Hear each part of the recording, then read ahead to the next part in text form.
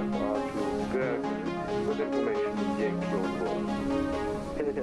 don't have a flight plan, so can you file one please? And when you do so, good afternoon everybody, welcome back. Hope you're well. It's incredibly busy here at Gatwick today on the VATSIM network and Microsoft Flight Simulator. Happy Easter as well, Easter Monday of course, mega busy. We zoom out here at Gatwick Origami Studios. Gatwick, it is absolutely rammed. We're in the queue already for delivery clearance for our routing. We've already had a slight amendment to our routes. GSX is being a bit weird as well for boarding, so the jetty is doing some odd stuff. Does ruin the screenshot opportunity there. Hello to everyone in the live chat, Gary, Jack, Samuel, MPS Gaming, Matthew F as well, hello. Before we dive over, I want to show you guys how crazy the weather is here. Rodafib, commentator Damo, Hergy, welcome guys.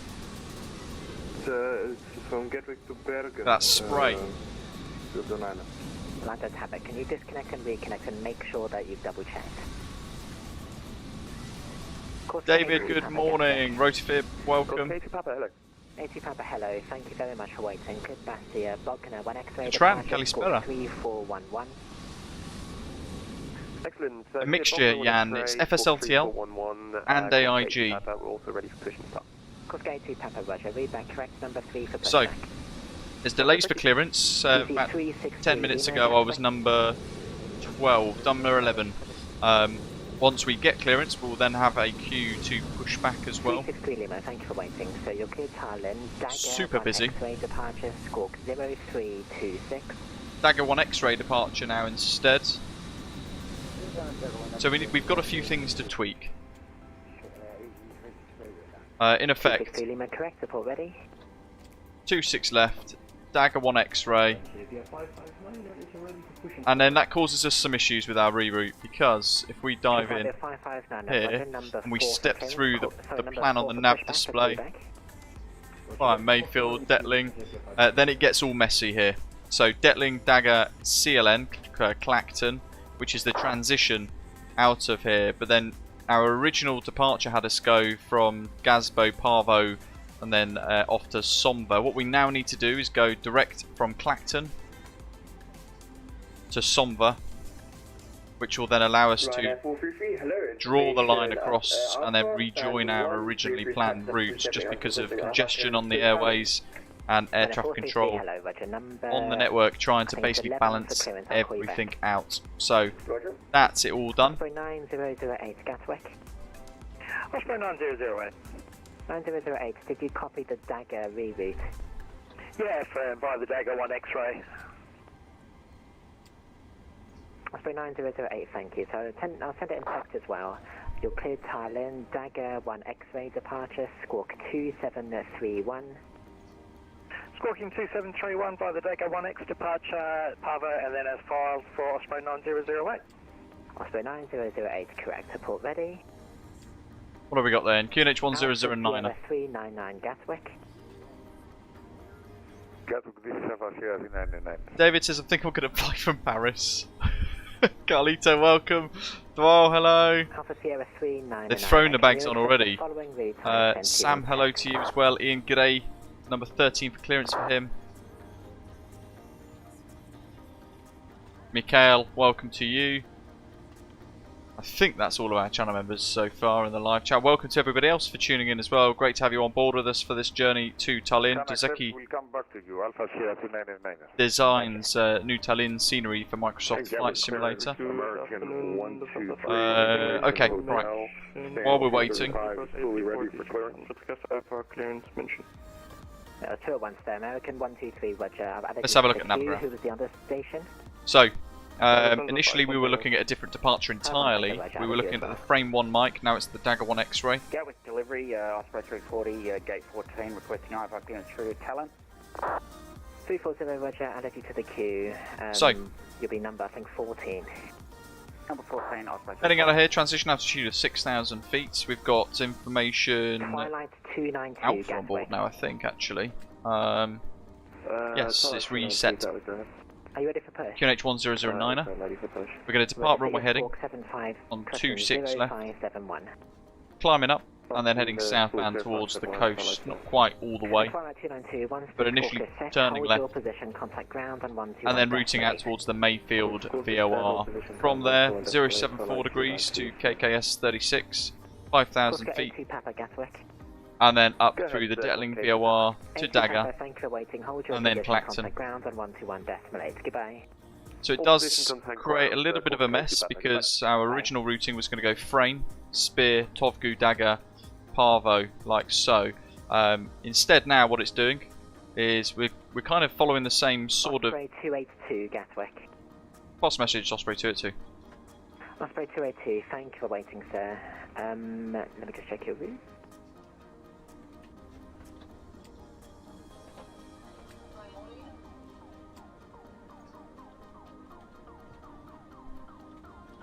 Yeah, basically what we saw. So Osprey 282, clear Tallinn, Dagger 1 X-ray departure, squawk 4225. Cleared Tallinn, Dagger 1 X-ray departure, squawk 4225, Osprey 282. Osprey 282, correct. Thank you, and they're fully ready. 282, roger, number 3 for pushback. Roger. And Gatwick delivery, Osprey 9008 is Yes, so instead we're going Dagger, Clacton, and from there, Papa 44 airway to SOMVA. And then we're picking up the rest of our routes across the North Sea. Tuska, Nemba, Origami, Nesby, up to Tallinn. 3.5 hours block time for today. But we're still ahead of schedule, ever so slightly. 009 at AFM, thank you. You are in the queue. So I've told him we're fully ready because we are, well, we're not technically fully ready, but we are number 3 for pushback. So we can't yet speak to the ground controller. 1218 will be the next frequency though. 363 Lima, roger, number 5 for clearance, I'll call you back. Sorry, ready for pushback. Well, and then I've got to go down here, 4225. 363 Lima, number 5 for pushback. Justin, g'day. Mike, 1 hour away from destination. Hopefully I'll manage to join late and miss the rush hour. David Bartley, good afternoon as well. Rab, good afternoon. Evil Rockin', hello to you. Osprey 220 en route to Corfu. Very nice. Enjoy. We've got Tagger 1 X-ray ready. 4 Lima Mike, roger, thank you. I'll call you back. 117. Number 12. 3 for Detling. And Osprey 27 Juliet Mike is fully ready. 179 for that. Radio 193. Neil, hello. 27 Juliet Mike, thank you. Number 2 for clearance. 13. Yeah, number 2. 074. Kind of 5862 Lima. Just draw cross sections of those. Number 4 for clearance. Thank you. Benjamin Assad, check to see if any other AI assists are on, because it's highly likely you might have a couple Osprey of them. 282 Gatwick. Go ahead, Osprey 282. 282, thanks for waiting. Hold position, ground 1218. Opposition, ground 1218. Thanks to the ATC, Osprey 282, bye. Bye.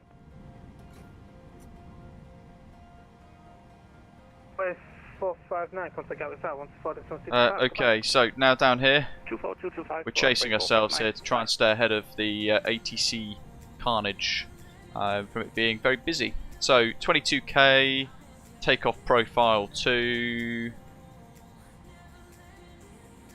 climb profile 2, flaps 5, takeoff trim is set, there's our centre of gravity, 150, add the 10, brings us to 160. Flight directives are on, top altitude is set and our runway heading is set in the MCP.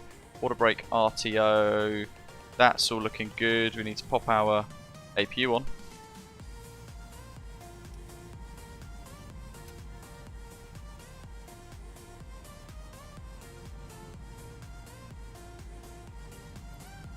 Prepare for pushback and departure.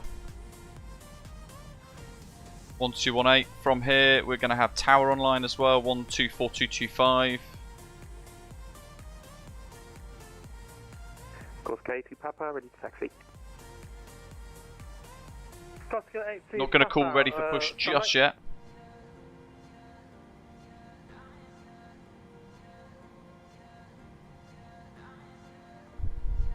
use this little 9004, contact Gatwick Tower, 124. opportunity just to double check the data. 632. 124, 5, 3904.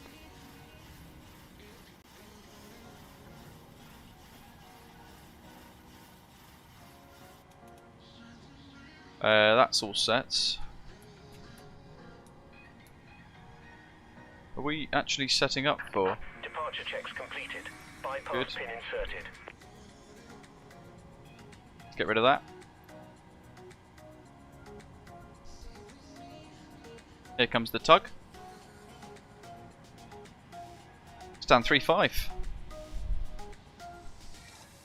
Gatwick ground, good afternoon, Osprey 282. Stand 3-5 information alpha. Request push start. 3 minutes to go. Osprey 282, Gatwick ground, very good afternoon. Push start approved, face west. Push start approved west, Osprey 282. Good afternoon.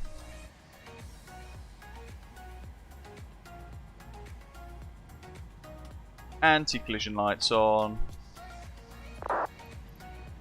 Gatwick ground, Osprey 9008 is with you, fully ready at stand. We just got, it's a custom profile. All we've got is face south, so we'll do that and see what happens. Stand 54, push start approved, face east. Push start approved, facing east for Osprey 9008. Centre tanks have got fuel in them as well. Let's get rid of the music. New Sky has started as well. Jolly good. Mission mode ground. The heck is that? Oh, brilliant. That is an awful bit of timing. Well, actually, it's probably some great bit of timing, to be fair, actually. Whole shot Juliet. Okay, following the aircraft in front and Kilo. Afternoon, Aruzi. Juliet, course K to Papa.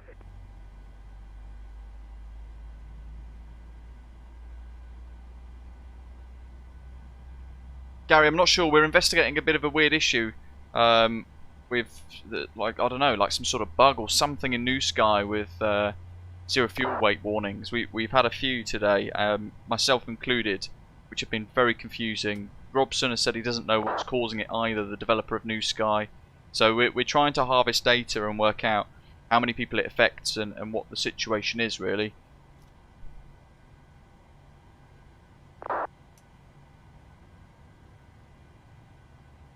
Please set parking brakes. Cockpit to ground. We have a good engine start. You can disconnect.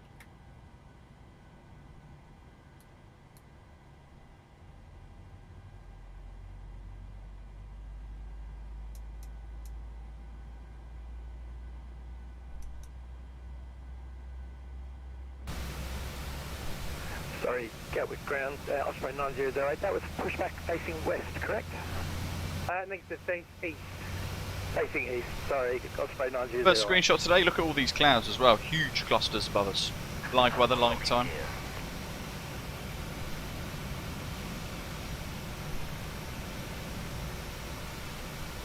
Gatwick ground, Osprey 9014. 2, FSA 320, squawking 3521, Zulu. Off he goes. In here, pop that on. Gen 1 on, power's good. Left panel's good, centre's fine. Lights and signs, probe heat is on. I have no idea what that KLM is doing, but they're doing weird things. Isolation valve automatic, packs on auto, APU bleed off, engines 1 and 2 bleed on, hydraulics are all set, landing and cruise pressure panel is set, lights, signs, put it on proper, APU gen is off, APU off, wait for the, there he is, with his flag, look at that, moustache, very nice. Okay, taxi charts. And ground Osprey 282, request taxi. Osprey 282, taxi Lima Papa, hold short kilo, please. Lima Papa, hold short kilo, Osprey 282. Go ground, follow 121, ready, push the start.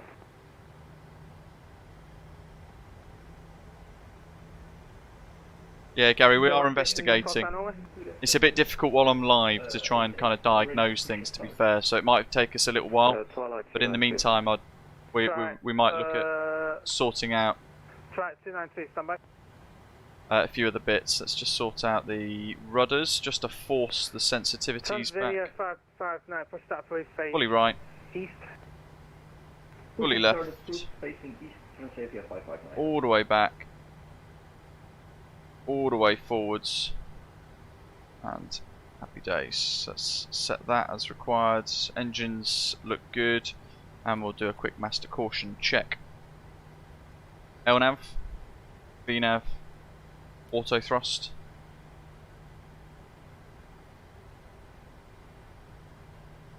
Where we go. Not a massive delay at all, to be fair.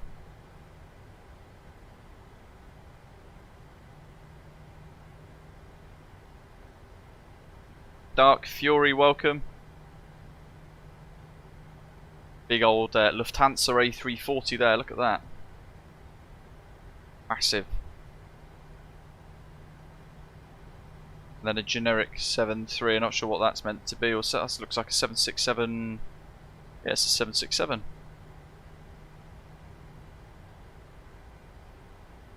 We've been told Lima. Papa hold short kilo. That doesn't seem to work out. Let me just check a different set of charts here. Lima, Papa. Okay, yeah, I've got it. Hold short kilo. So we're going to turn left at the next taxiway where the Osprey is. From there, we're going to hold short of the next junction because Pier 6 might have some aircraft coming out of it. Or similarly, the aeroplane over there might have right of way over us. So we'll be held temporarily. It's always worthwhile having a little look at the various different charts available to you. Certainly Navigraph is very helpful for that. So instead of using this chart, we can look at the parking stands chart instead. It gets rid of the little moving map icon, but we can work out where we are. We're on Lima at the moment, this little junction we've just done. We've got Lima Papa, hold short kilo, which is then going across the West Park to Pier 2 South Terminal. So we're going to hold short at the stop bar round about here, somewhere in the middle of that taxiway, until we are cleared further.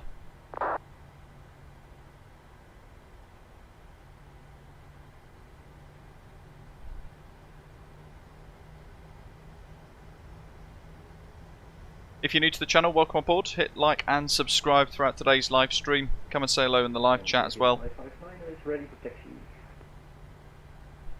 Transair 559, taxi Kilo Papa Alpha Sierra Old Alpha 2.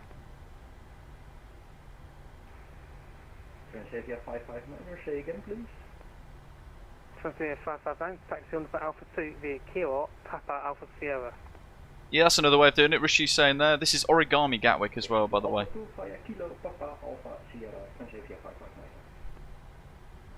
Gatwick ground, Osprey 27 Juliet Mike, fully ready for push and start, stand 28. Danny, welcome, good afternoon, happy Easter. Gatwick ground, Osprey 9008. So this is on ultra settings, and it's pretty good. So Osprey 9008.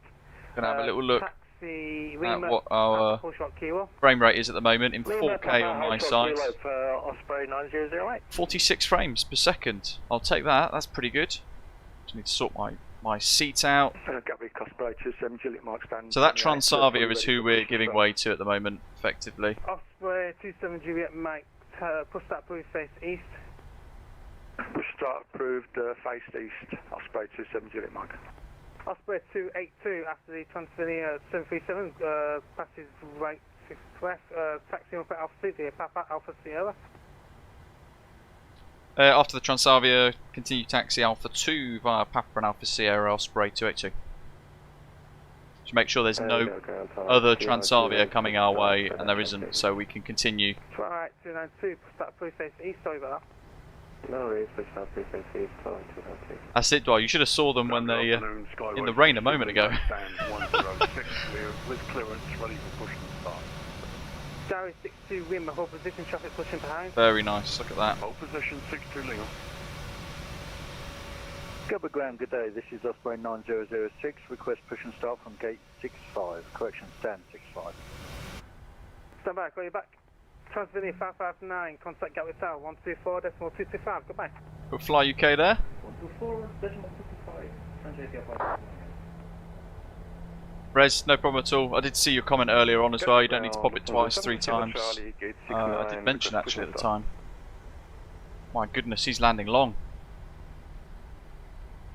Jeez. Just touched down. He's incredibly busy at Gatwick at the moment. If you're new to the VATSIM, this is one of those airports certainly that I always say don't sort of connect to. 124.225, 124.225, because he's just too busy.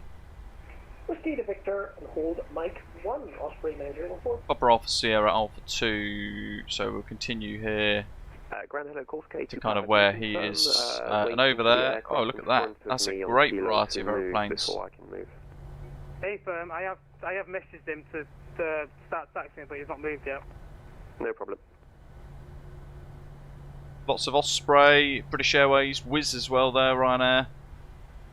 Happy days, very nice. Osprey 9008 continue taxi Alpha 2 via Papa Alpha Sierra. Continue taxi to Alpha 2 via Papa and Alpha Sierra. Becky Davids, welcome on board. Hello to you. Thanks for joining us today. 282, contact Gatwick Tower 124.225. Enjoy your stream, buddy. Tower 124.225 Osprey 282. Thanks to the ATC. Have a good one.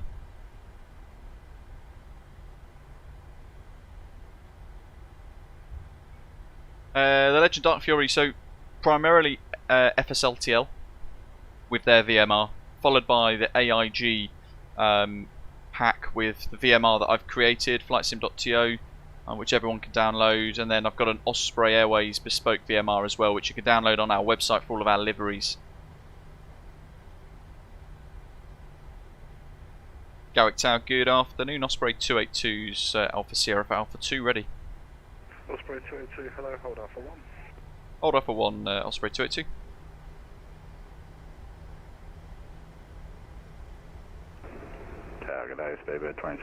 Next frequency 126825. Runway 26 left, clear to land, surface winds 220 degrees, 14 knots.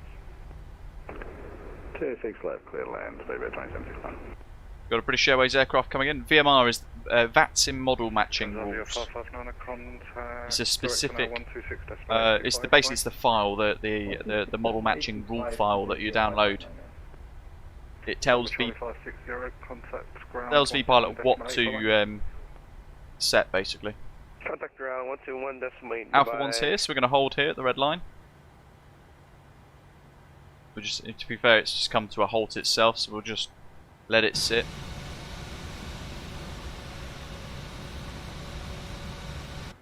Might creep a little bit further forwards, just for good measure.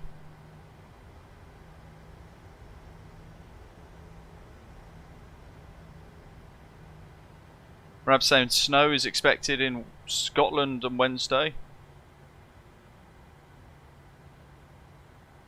Mike, so first is FSLTL, second is AIG, third is the Osprey VMR. So basically it works in then a ranking order, so it looks at FSLTL's package first, sees if it can match everything. If it can, perfect. So that one there. Osprey 282 behind the landing, British Airways A320, runway 26 left, line up and wait behind. Behind the landing, British Airways A320, line up and wait 26 left behind, Osprey 282.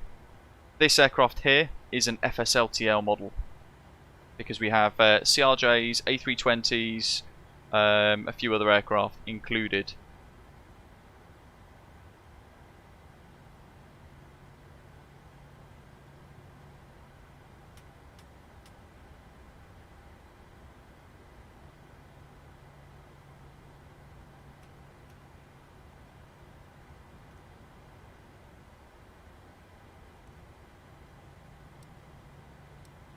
Put that on 10. Here comes the BA. Brakes are off. Roy, hello to you. How is the 4090 serving us? It's absolutely remarkable. Absolutely remarkable.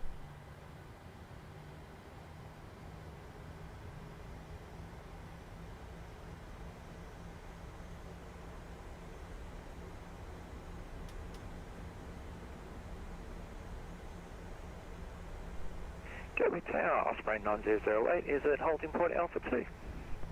Osprey 9008. There's the B8. Try and catch him landing up there. Osprey 9014, roger. He landed really long as well, but then it is a displaced threshold here at Gatwick, so it does trick you a little bit.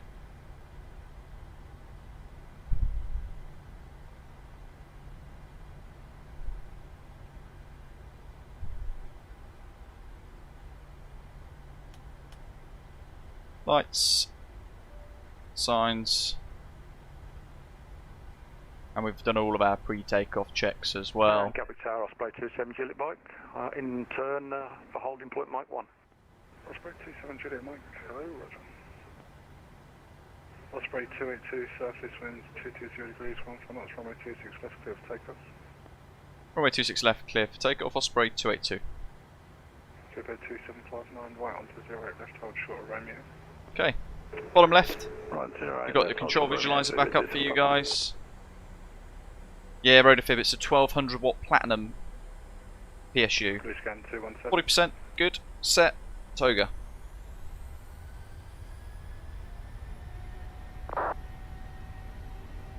Cross set. Slight crosswind actually, so I'm going to get the aileron into wind. Look on the right hand side, the windsock there, giving us our indication. So aileron is left through 100 knots, easing the nose wheel pressure, accelerating through 100 knots. The aim here is to keep the wings level through rotation. The Airbus kind of does it for you, this doesn't.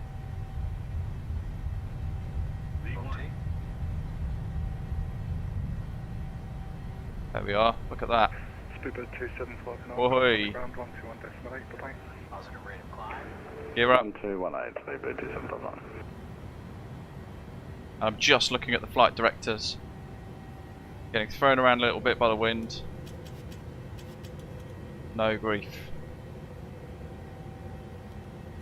Osprey 9008, hold Alpha 1. CMDA engage. Gear levers off. Auto brake off. Runway turn off lights off. Osprey 282, contact director 126.825, bye-bye. Director 126825, Osprey 282, thanks EST, happy Easter. You too, bye-bye. Set. Through flaps 1. Director, apologies. Ex-pilot crashed. We're 9 miles fully established. Easy 92 Bravo, Roger 6. Contact Gatwick Tower, call send only 124.225. Here we are. Apologies, We're up. Tower, There's now, Gatwick. 124.225. Look at 90 Bravo. Woo. Director, hello, Osprey 282, 2,400 feet, Dagger, 1 X-ray.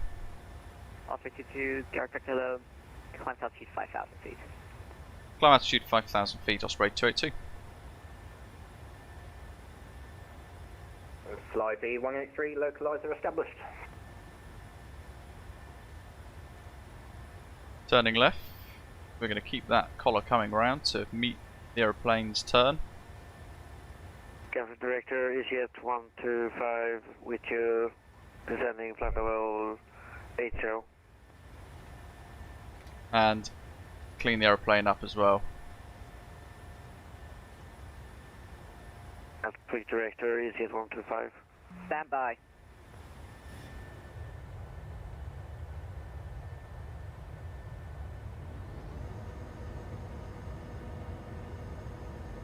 EasyJet, correction EV 125 Gatwick hello, landing runway 26. Oh, look at that little rainbow. Alpha, report aircraft type. So you guys should be able to see, providing your internet allows, 320. 2K 60 frames per second. EV 125, roger.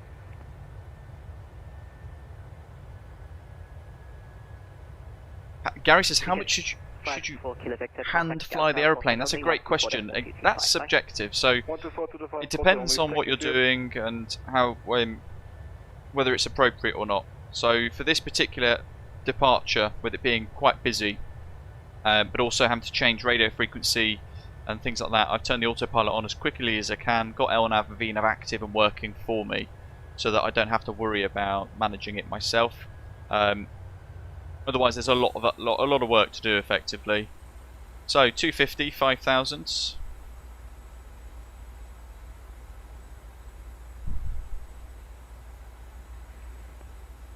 Osprey 2, question Osprey 22, contact line control 135, decimal 8, bye-bye.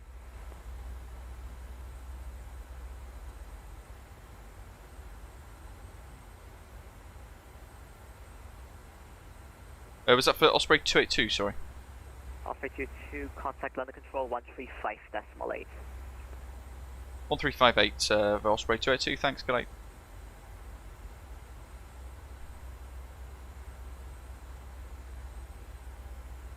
So it's a very busy departure. It's really nice to hand fly as much as possible, so certainly when I'm on final approach and I've got tower tuned in, I will make sure that I'm hand flying. Usually from about 1,000 feet or so, but we'll see what happens again into Tallinn. It all depends on what's happening and how busy I'm going to be. Chasing that raven, look at that. Alpha November for Whiskey 974. EC5 for Bravo Alpha detail flight level 70. As 170, EC5, good Bravo. London Control, hello, Osprey 282 inbound Mayfield 5000. Osprey 282 London, hello to you, fly heading 060 degrees, climb now flight level 70. 060 degrees, climb now flight level 70, Osprey 282. Heading select. Hello, Super 2778, request push and start, stand 501. 7000. 2778 after the company passes you, form your left or right just behind you now as the crew face east. After the company push approved face east, Super 2778. So being vectored Bravo Alpha, direct Holly, your contact Gatwick direct in the departure. Direct Holly, Got my flight plan stuff ready. Bye bye. EC5 68 contact Heathrow director 126 this way 25. Bye bye.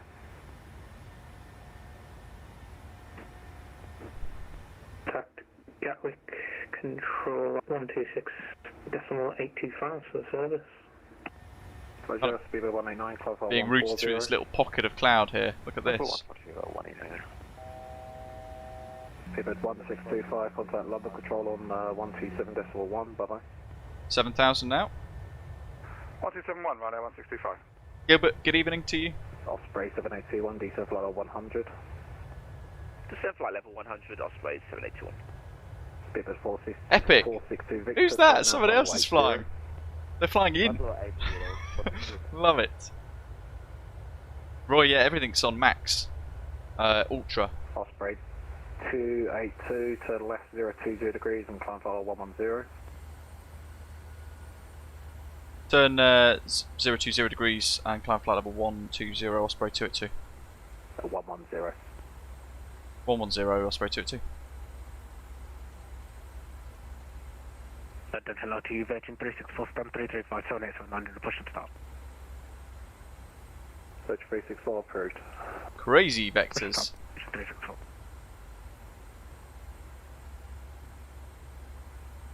So,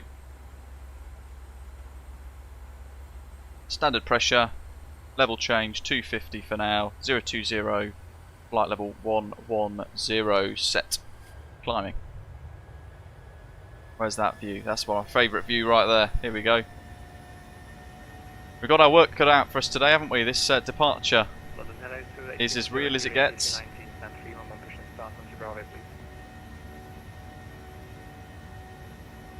Look at that view as well. The graphics are insane. Push start is approved, and then for taxi, contact the tower 1185, just locked on. Push start approved on 1185. Thank you to 860.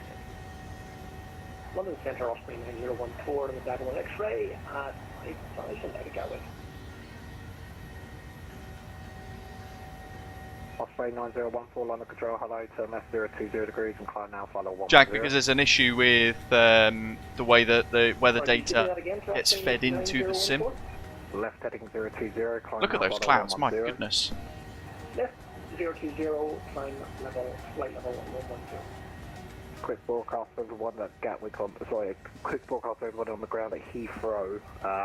Your PDC clearances are still valid, and if you've push and started, that's all fine. Heathrow Tower's now online for anything on the ground, so 118.45 please. As a repetition, anything on the ground at Heathrow 1185. Landing lights off. Turn left 190 degrees and climb now flight level 150. Second for approach is 2 Victor, the pattern. Still max 250 knots actually. 190 degrees, climb now flight level 150. left 190. Looking at the star.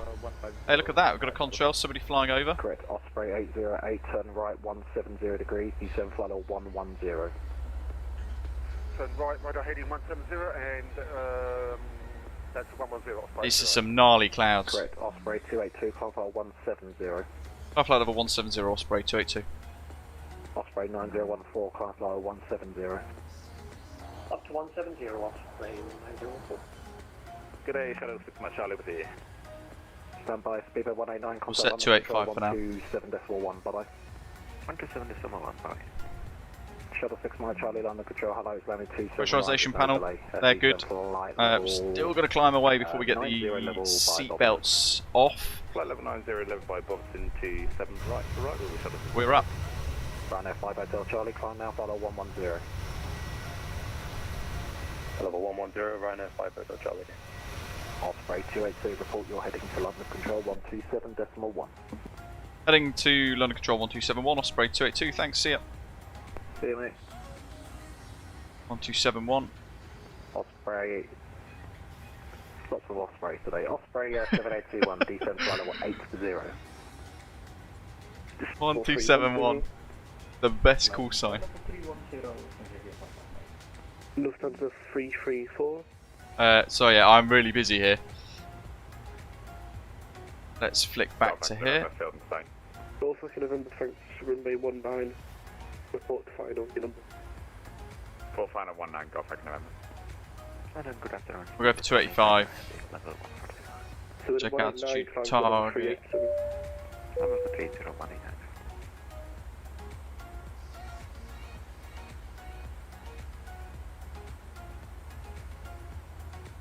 London Control, good afternoon, Osprey 282's heading 020 degrees, flight level 120 for 170. Osprey 282, London Control, roger, fly heading 0, correction, climb flight level 240. Climb flight level 240, Osprey 282.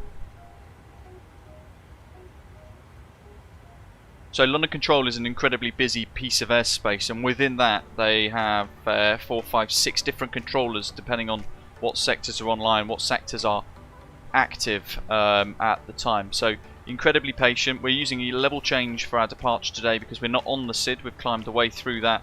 We're on vectors but still within the confines of the SID, so we are basically managing our own speed and also our own heading with vectors from ATC and our altitude as well. So we're using flight level change to deal with the climb out here at the moment. 130, climb flight level 130, Ryanair 5 Hotel Charlie.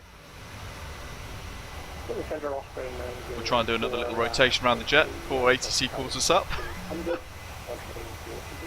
Osprey 9014, London Control, roger. Little pockets of the ground underneath looking really quite nice, but the clouds look spectacular today. The weather certainly as well is pretty awful around the UK in comparison to yesterday where we had really nice blue skies and high pressure.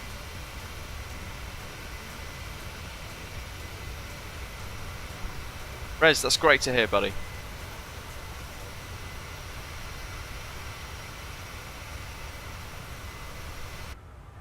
Fuel centre tanks are empty. Let's pop those off. Double check them before you flick. When you're happy, turn them off. So that's what that is, and then we press again just to make sure we have extinguished any warnings. Centre tanks there, that indication in the middle being 000, that being the empty one of the two. Yeah, looks like we're being slowly vectored towards Dagger.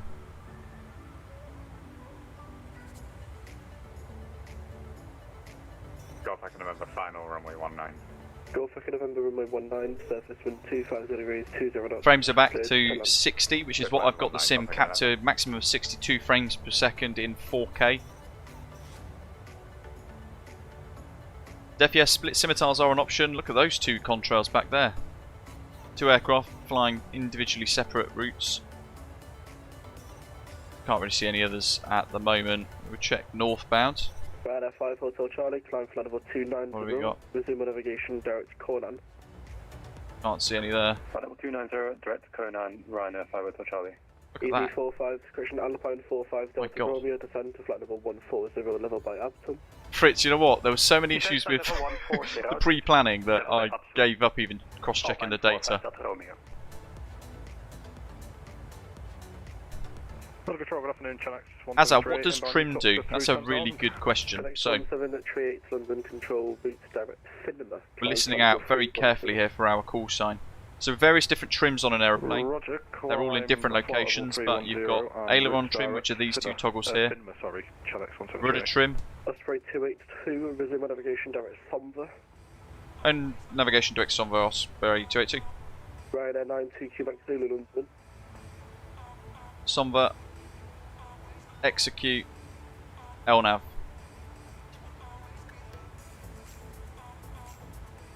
Probably go to VNAV now, there we go, so it'll allow us to climb. Or change the heading bug. Yeah, trim is a very good question. Effectively, it's a mechanism. There's the that's the elevator trim there, this big wheel, and the indication for the stab trim here. Effectively, what all of them do, they're small control surfaces on. 284, correction 282, climb flight level 370. Flight level 370, Osprey 282. They change small areas of the control surfaces to make sure that the aeroplane can hold certain pitches, certain rolls for aileron trim, or certain deflections off the rudder. So depending on the aeroplane, you have different controls for the trims. They'll work slightly differently, but otherwise they should all do the same thing. You've got to be very wary using the trim. Elevator trim you'll use a lot of, aileron and rudder trim maybe not so much. Certainly in these aircraft with yaw dampers and all these other highly complex flight control surfaces and systems. London Center, hello, flying fish 4 with you, direct Ahmed, descending to 10,000 feet, crossing 370. Okay, airborne. We're going to be handed off at some point. Let's check Volanta, see what the crack is. Yeah, so London Centre to SOMVA, and then Unicom until Swedish airspace, and then again Unicom into Tallinn by the looks of it as we arrive into Estonia. A few already active in our way. Mikhail, Osprey 459 in the 737-900, very nice. A few screenshots already. Osprey holidays. I think we saw him take off actually as we were pushing and starting at Gatwick. We've not visited Gatwick for some time in the sim, to be fair. Badges up as well, Osprey 919, and then MPS as well, Osprey 9010.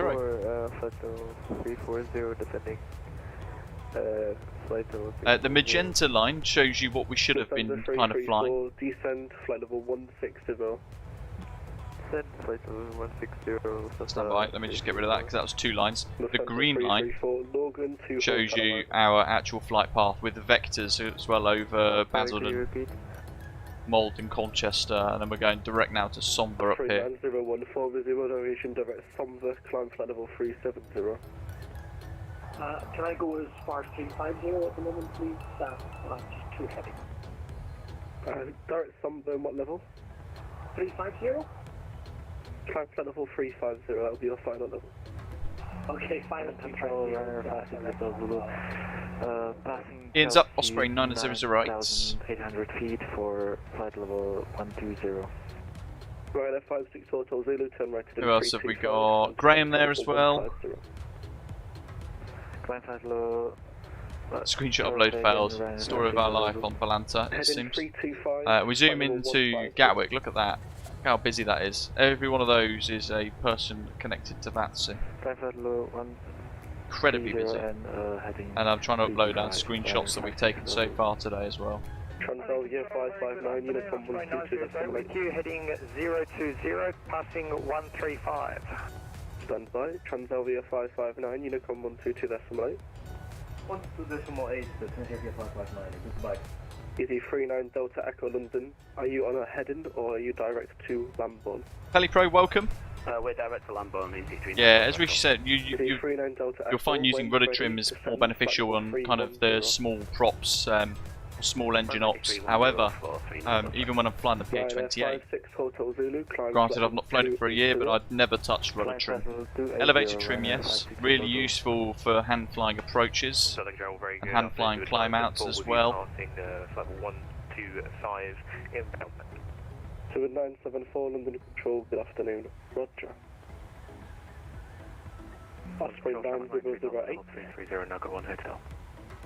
Osprey 9008 London. Osprey 9008, go ahead. Climb flight level 240. Climb to flight level 240, Osprey 9008. Lufthansa 334, contact London 129. I don't know what that's meant to be. He looks like he's climbed and now he's in descent again. Looks good though. The clouds look proper menacing though.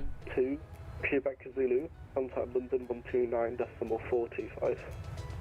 Couple of different clusters and layers. If you're descending through this and you're arriving into Heathrow, you definitely want all of the icing systems switched on the aeroplane. EG39 Delta Echo is going to step out left flight. Probably all the way through to the approach actually as well, to be fair.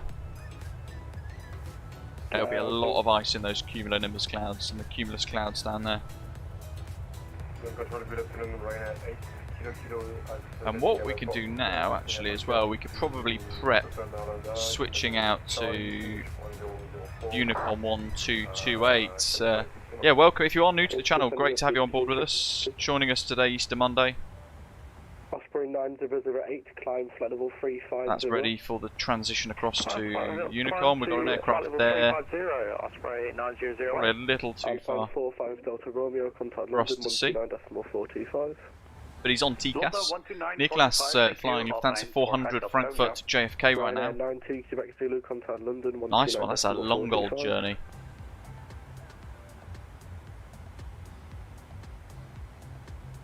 One of those days that would have absolutely no impact having something like the Aerosoft North Sea pack installed because we can't see it. 129.425, thank you. Shamrock 93 Delta. Hello, checked in 10 minutes ago. Descend flight level 200, level by Tobid. Level 200, Tobid, Shamrock 93 Delta. Summit 274, climb flight level 240.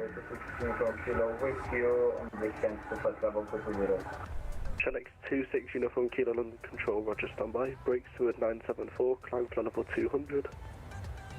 Valve level 200 to 974. Shellex 26 Sim, Uniform Kilo Eric, London hello to you as well. Flying NSZ 4 Papa Tango from Stockholm Arlanda to Tenerife. Jack's still on the ground. How many more minutes are there for the delays? I think when just before the stream started at 20 to 1. I joined the queue for clearance. It was about 20 minutes, 25 minutes before we got clearance there. Resume navigation direct SOMVA. Resume navigation direct SOMVA, climb level 350, Osprey 9008. To the 974, fly heading 050, correction 045, and climb flight level. Jack, you know what's an interesting one really? Saying Boeing or Airbus. I think if you're flight simming by a long shot, Boeing gives you more immersion, more things to do, more systems to manage. And I think you get a bit more of a rewarding experience from it. Being a passenger on board an Airbus, though, I think is probably a nicer experience for the short haulers. Except for the A380 actually, because that's pretty mega. That's still to this day the best aircraft I've flown on in real life.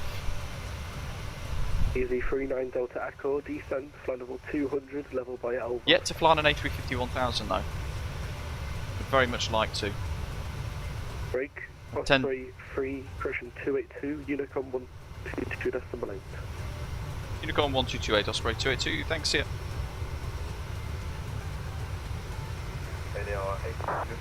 Yeah, I mean, look how busy we were on departure today in the 737-800, and then you can kind of grasp why I really like flying the 737s in the sim. In the Airbus, once you're up, you can press autopilot 1 and then kind of forget about it and leave it and have quite a relaxed flight, which is nice in its own way. It's a very relaxed, fairly stress-free most of the time experience. This you've got to be on it, you've got to be on top of it, but the fidelity of it, the highly complex nature of it, it's incredibly fun. Doc, welcome, good evening to you. He's on the road driving for 10 hours today, my goodness. Why? Plus, look how cool that looks. Sorry. Let's switch to Unicom again. Top of climb in 30 miles. It is VATSIM, Nicholas, yeah, you're correct. So on the overlay for you guys, we're using the Volanta overlay, the stream overlay from Volanta. Because of that, they've set the network to Volanta, which is not correct, but we can't change that on our end, sadly. They would probably have to do that themselves. Andy saying, can't fly the PMDG 737-800. Each time I end up loading and flying the A321X, the 738 will be headed to Victorville soon and definitely. Why? Oh, my goodness. Is there a particular reason why you can't fly it? You just struggle with the controls of it, or the sort of hands-on nature of it, or is it something else? Good evening, Juan. Has hello to you as well.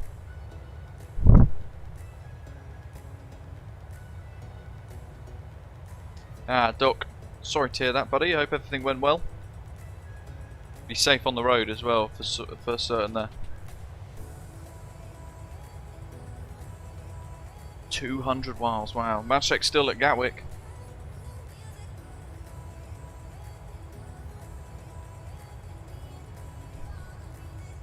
Yeah, Gatwick's definitely one of those airports, we said on the ground, if you're new to VATSIM, it's worth avoiding, because certainly when it's incredibly busy, you can get delays, reroutes, all manner of things, vectors on the SID like we've just had, and because of that, it's not the best place to start your VATSIM kind of career, if you like, or you're diving into VATSIM for the first time.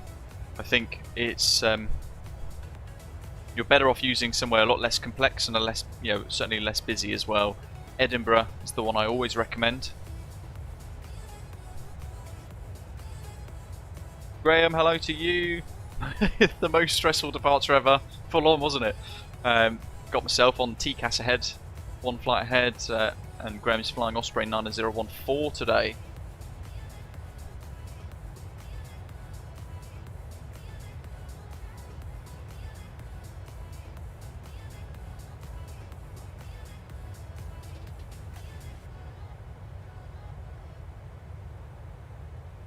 Very exciting, Eric. Sounds busy. And we haven't really got many people on our TCAS at the moment. We've got one to the north of us now. Slight tailwind, 77 knots. Well, mostly a tailwind.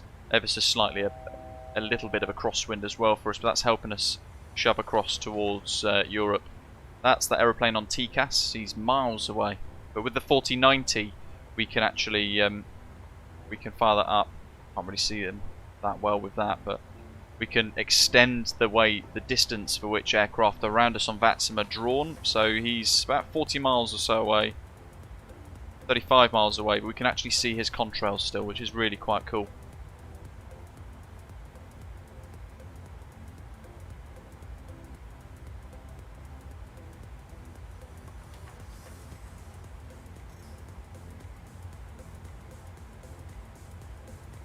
And that is it. We are at cruise. Stopper climb. Worth having a little look at fuel.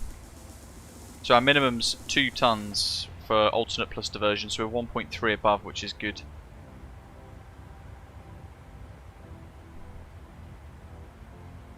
Absolutely, Sean. That's why we recommend Edinburgh. If we look at, in fact, what I'll do is I'll bring the charts up and I'll show you guys direct comparisons of them, really. So we look at Gatwick. On the left hand side you can see all the different charts and things like that, but if you look at the SIDs, there's all of these: Bogner 1 X-Ray, Dagger 1 X-Ray, FRANE 1 Zulu, Hardy 1 X-Ray, Inver 1 Zulu, Lambourne 1 Zulu, Novma, Oddvik, Seaford, a couple of those, Tiger, Wizard, Bogner departures, FRANE departures, Minfo departures, Dover departures. There are loads of SIDs just for this one airport. So if you're new and you're trying to flight plan, you might end up filing for this one, but then be rerouted when you actually try and get your clearance to that one. And you've got to have the chance, but also know how to then amend it in your aircraft. And when you're connecting for the first time, you're going to be quite stressed anyway, because you want to do your best, and you'll feel a little bit of pressure. I did when I connected for the first time. So then if we go to EGKK, Edinburgh, and we look at the departures, that's it. Gossam is usually the one that you get. Gossam 1 Charlie or 1 Delta, depending on if you're departing on one runway or the other. You've got Grice for departures northbound towards like Keflavik, Iceland, that sort of thing. Same with Grice there, Grice 3 Charlie 4 Delta, and then the Tulla departures, which I've never been given for runway 06 and 24. So you pretty much always, certainly if you're doing Heathrow to Edinburgh, or you're doing, Edinburgh to Heathrow, or Edinburgh to Gatwick, or Edinburgh towards sort of South Europe like France, Spain, that kind of direction, you're going to most likely get Gossam 1 Charlie 1 Delta. Or you might get the Tulla departures instead. But there's a lot less, there are less variables. When you look at the airport charts for Edinburgh, that's all there is to it. So you've got the terminal, you've got the remote stands. Depending on where you park, you're either going to taxi on Alpha towards the hold point for 24, or you're going to go towards the hold point for 06. And you can't really go wrong, because there's just one main taxiway linking the terminals all the way between the two runways there. Again, if we then compare that against Gatwick,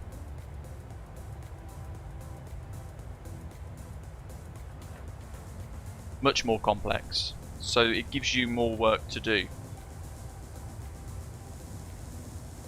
You've got to work out where you've parked, what the pushback rules are for each little section,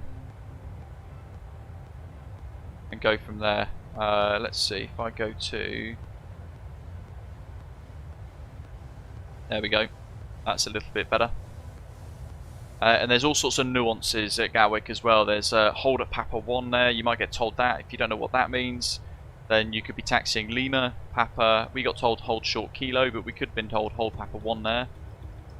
You could be told hold Juliet 8, Zulu 1, you've got Alpha 2, Alpha 3 and Alpha 1 for holds at Alpha November or Alpha Sierra taxiways. If you're on Mike or Victor, hold at Mike 3 or Mike 1 or Whiskey 1. There's a lot of things, there's a lot of different variables to kind of contend with there. So that's why I always tend to say avoid Gatwick when you're new to VATSIM. As tempting as it might be, certainly if there's ATC online as well. But yeah, bizarrely, I'd agree with Fritz. Heathrow, I would say, is easier than Gatwick on VATSIM. And that's the other thing with Gatwick as well. If you're familiar with Gatwick from flying in real life, as a passenger, you'll know sometimes you'll land 26 left, you'll vacate maybe Foxtrot Romeo, or you'll vacate at Echo. A lot of the time you'll then taxi up runway 26 right, and you'll hold short Romeo, or hold short Quebec, or hold short Charlie.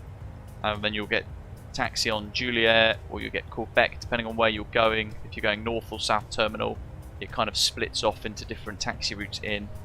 So yeah, it's a bit of a headache if you're new to the network, certainly flying into and out of Gatwick, which is why I always recommend avoiding it, because there's nothing worse than connecting, trying to do your best, and then feeling the pressure or making a couple of mistakes, and then you feel like that puts you off. That's not that's never enjoyable, is it?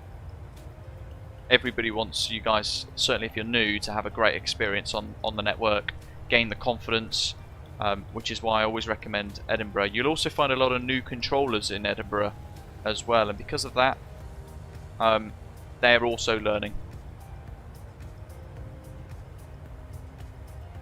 Hopefully that helps.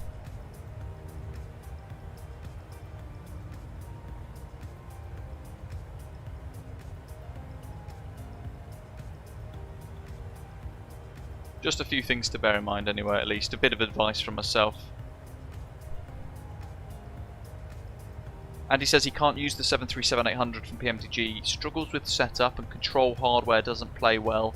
Perhaps I should try configuring with FSU IPC.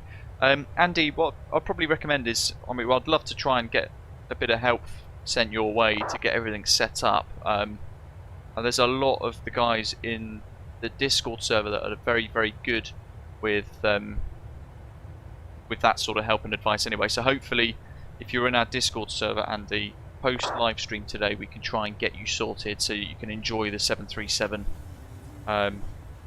Yeah, if that's something that you would like anyway, hopefully we can get that sorted out for you and you can enjoy it. Hello Andrew, good morning to you. Went from Whitehorse to Fairbanks last night in the 736. VATSIM worked well, flew Air Canada's livery, one live ATC controller as well, nice. Yeah, that's the other thing to bear in mind on VATSIM as well, is you're going to make mistakes. Everybody does, even the really experienced VATSIM veterans, so to call, you know, so to sort of put a label on them. But even they're going to have duff days, or they're going to make mistakes every now and again. That's absolutely fine. These things happen. Don't forget, sometimes you might get a controller shout at you for something. That's never great either. Just ignore them. You've got to remember the principles, the fundamentals of VATSIM are aviate, educate, communicate, I think it is. So it's on everybody, it's on each of us to try and help each one of us develop further. And help new people.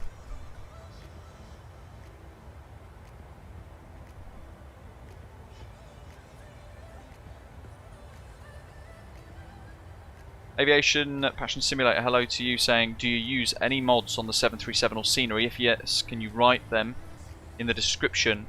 So this is the PMDG 737-800. It's a payware add-on. You can purchase it via pmdg.com. And the departure airport today was Inibuild's Origami Studios Gatwick. You can get that on the Inibuild's store. I think it's linked in the live stream's description today as well, similar to the Drzewiecki Design TALLINN in Estonia that we're flying towards. Or Drzewiecki Design certainly is linked, but yeah, Origami Studios Gatwick, you can purchase it on the Inibuild's store. ProLinks is asking about the VDGS that we had at Gatwick. That's part of GSX with a custom profile. Also saying, a little bit further up, saying that he watched a few of our VATSIM tutorials here on the British Av Geek YouTube channel, and that helped as well. So certainly, if you are looking at getting into VATSIM, spend the time watching all of those tutorials that I've got on the channel in the VATSIM tutorials playlist. Banksy says, hi, just a quick question on my 737-800 PMDG. The throttle is very sensitive.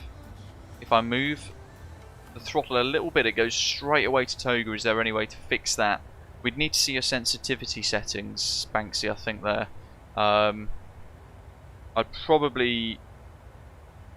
Yeah, what hardware do you use actually, out of curiosity as well? Because it may just be something with your hardware that we could tweak. MPS Gaming says, is new AMD very hot, up to 100 degrees Celsius? Woof. Jan's saying, if you've never done VATSIM, then I recommend doing GA stuff like circuits to get the feel of talking to ATC. The circuit work is very different in a small aircraft to flying IFR, but similarly, that's something else that's worth pointing out. If you're on VATSIM, sometimes we'll find people connecting like a Cessna 152, and they try and do circuits at Heathrow or circuits at VATSIM, and a lot of the time the controller's too busy, and they get told no. So I would only ever recommend doing circuits at very small airports in GA aircraft, because otherwise the rules are that IFR takes precedence. If you're connecting at a busy airport, trying to fly in a little Cessna, or fly out, or do circuits, you're probably going to have the controllers tell you no, and to go fly elsewhere. So it's something worth bearing in mind there as well. Rob, the program was Volanta. Volanta.app.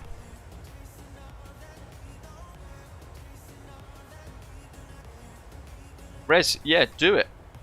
Edinburgh to Dublin sounds like a nice little journey actually. It does give you a little bit of time in cruise to kind of get it all used to, go through a couple of checks, get set up for the arrival and things. Failing that, Shannon or Alicante could be a good one as well. Give you a few hours in cruise across Europe.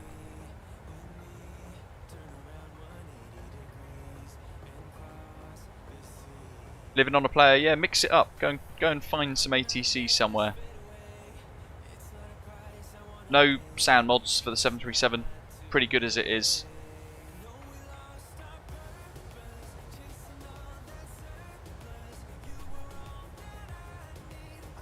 TCA Quadrant Airbus. Yeah, there's definitely some help in the Discord server, Banksy, there for that. It would be a sensitivity issue. You need to have a proper curve set up for that, but you'd need to give screenshots and things so we can kind of decipher what's going on your end there, I think. Andrew saying the 737-600 is so good to learn about commercial jetliner flying. Like British Advocate says, Airbus is so much more automated. Boeing feels like a manual gearbox. It certainly does, yeah. And Airbus is like an automatic car. Australia is a good place to go and fly as well with ATC. And New Zealand, very chilled controllers down there.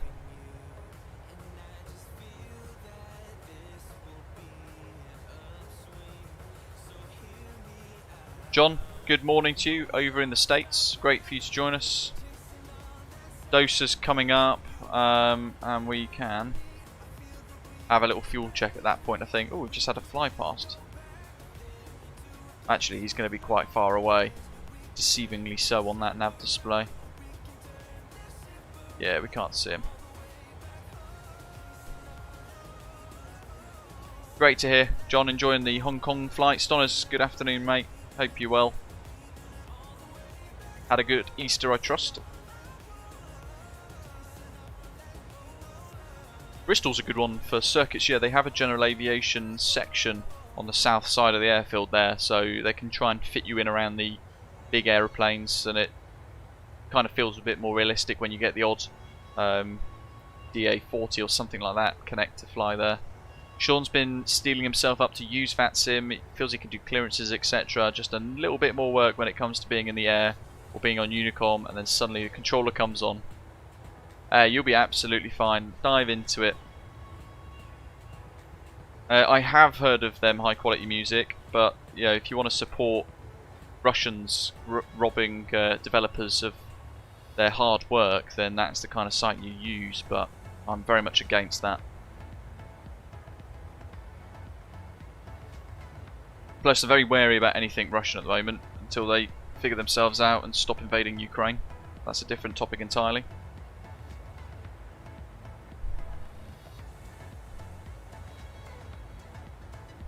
Justin, hugely busy departure out of Gatwick. It was, wasn't it?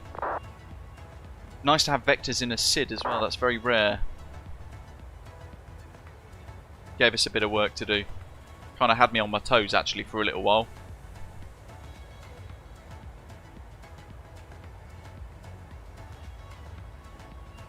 Mark saying Edinburgh to Cork. I think that's Cork, isn't it? E-I-C-K. Great route for learning VATSIM, 2 easy airports and a decent amount of ATC. There you go. That sounds like a great suggestion. John's gone for the 3-page spec command.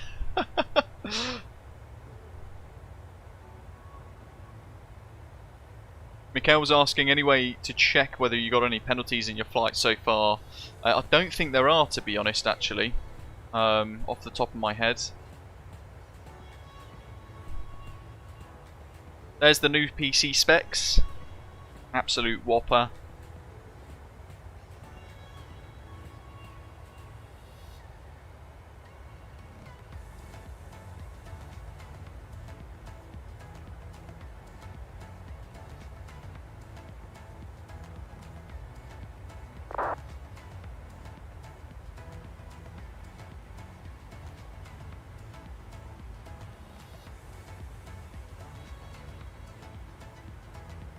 Little, it was £3,750 in total.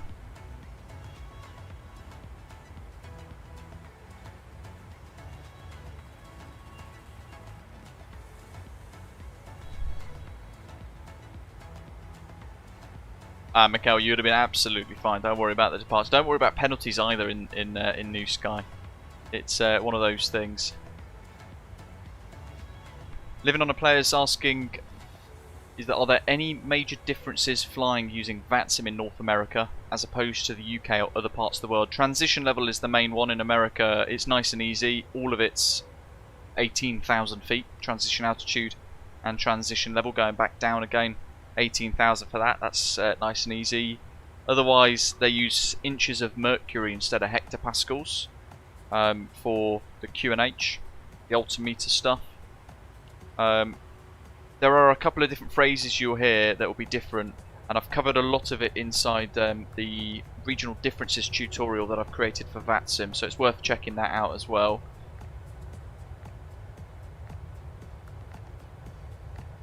Kind of digs into a lot of the different tweaks and differences you'll find there. Andrew, you're more than welcome, saying thanks for your VATSIM tutorials. Done 2 flights starting out on Unicom. Flights getting comfortable with language as well. Mainly been an observer this weekend at Dallas Fort Worth. Great to hear. Once you start, you know, you'll make mistakes and you'll kind of pick things up as and when you fly, dipping in and out of Unicom and controlled airspace and that sort of thing. So take the confidence from making mistakes. It's absolutely fine. All part of the learning process as well, of course. Rex is almost in Denmark. Eesh, that is fast. I'm still trying to upload the screenshots from earlier. Valanta keeps bouncing them back.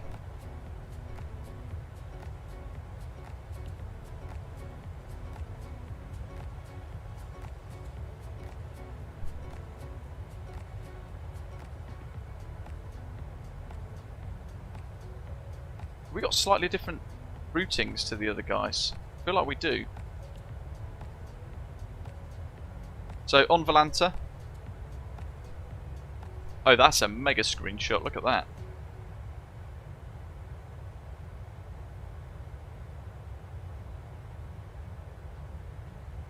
He's in the 737-600. You know what? That first screenshot, where is it? That one actually kind of looked like almost you were in a Dreamliner or something like that, with the wing shape and lack of wing fence. Very cool. Yeah, slight offset of route here, by the looks of it. John, Ian, Osprey 9014 as well, Graham there. They're kind of flying a bit offset to us. There's Mikkel's screenshots. He's all the way up here already. Looks like Unicom all the way as well now. Flying the Osprey Airways Holidays livery in the 737-900 for his flight today.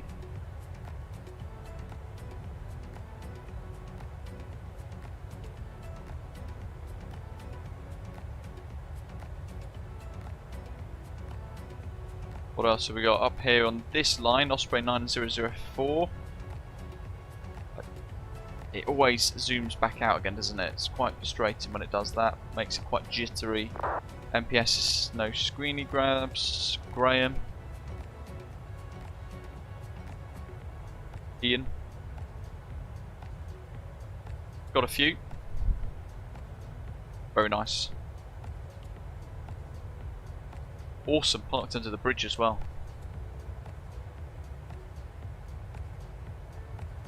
And John, Osprey 27 Juliet Mike, he's away in a airborne as well. Who else have we got back here? Ryanair 433, which I think's Matrek.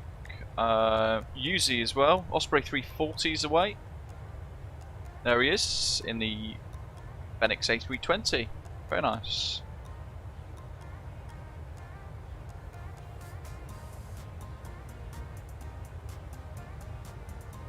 Let's see who else is on the ground.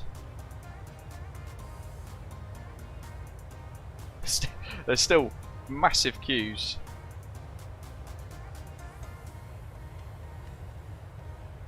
Can't see anyone else.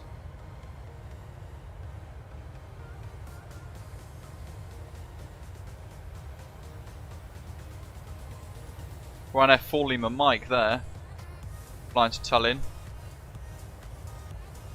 Who else we got? That's a little B thing. Jack, Osprey 9006. There we are. I knew there was one more in the queue.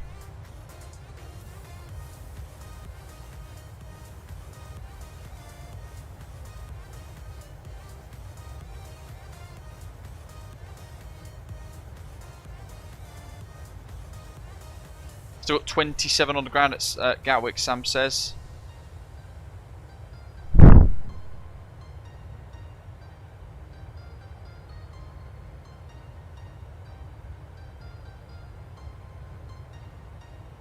John, one day you get the 10.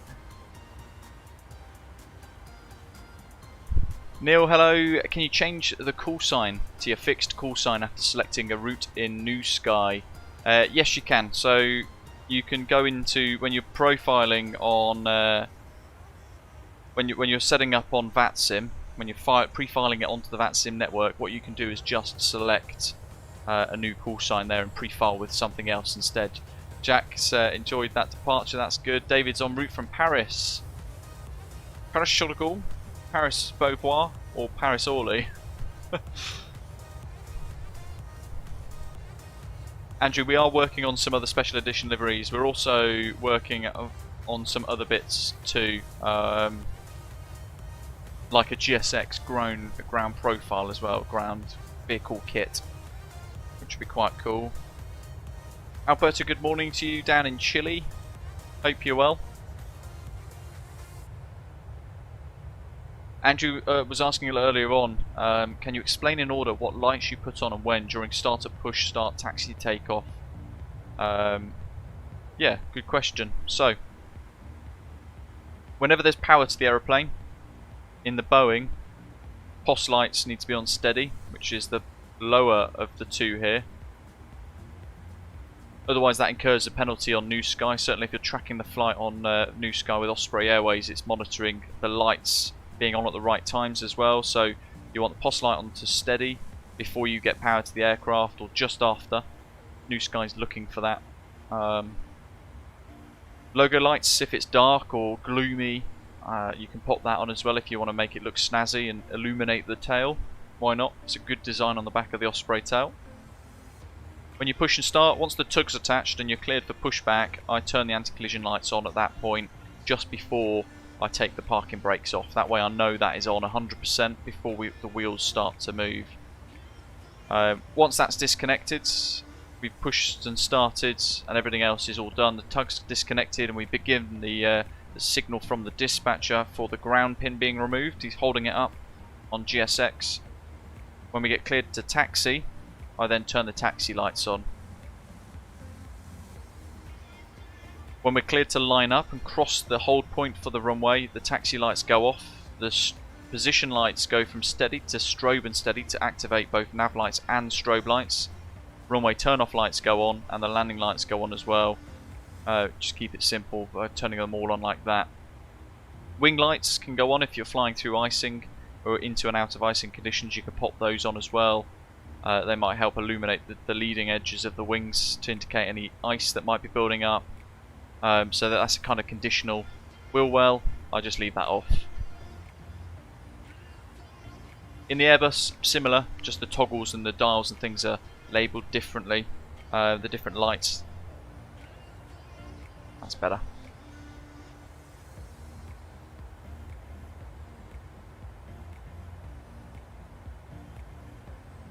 Paris is looking busy.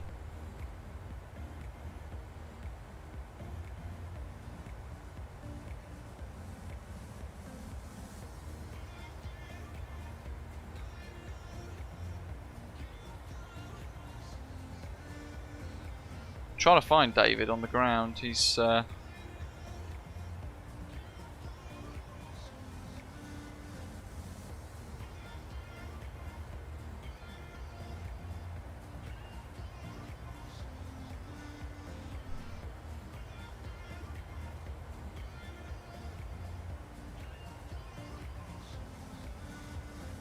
found you. He's just passed into Belgian airspace.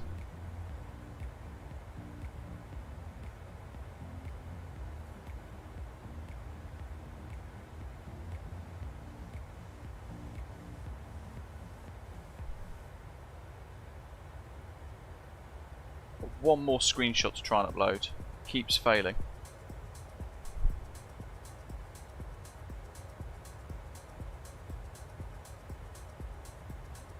Oh wow, look at that. Let's go outside. We'll zip this around.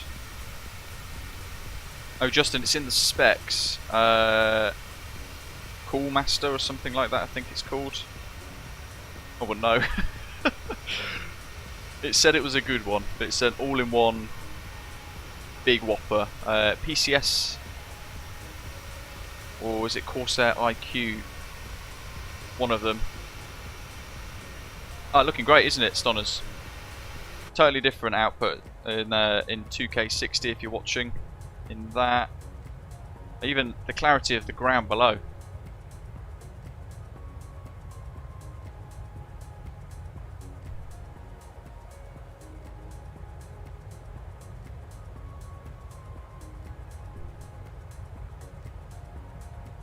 Ian says, first time I've actually seen it, give a penalty fuel usage for a step climb up 2,000 feet. Ooh. Interesting. Yeah, I'd have to explore that one myself, actually. Sam, it would have done, but I'm not Gatwick rated. It's one of those things you have to get the extra endorsement for, so I can only do other airports like Manchester, Birmingham, Edinburgh. I can't do Heathrow, even though I know it like the back of my hand. I can't do Gatwick. In fairness, I've also not controlled for probably a year, so it would be worth us doing a controller stream again at some point in the future, I think. Knock off a lot of rust, but they take so long to organise that we end up kind of having the organisation of it, the events fizzle out. Graham, epic. Yeah, you can upload 3 maximum per flight, I think.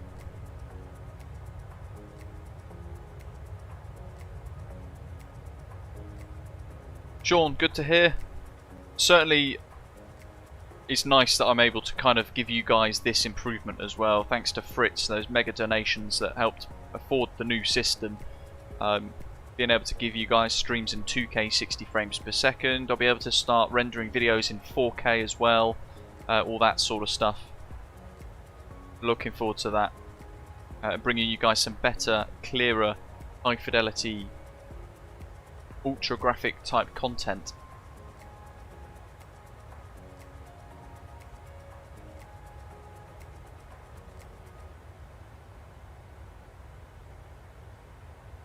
Jan, how are you finding the Technam from FSS?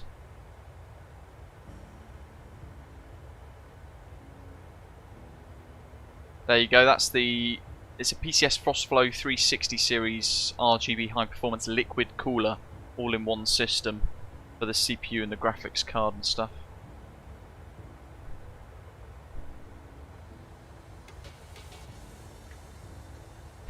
Jack, squeaky bum. But you can relax now, we're on Unicom. Stress is gone.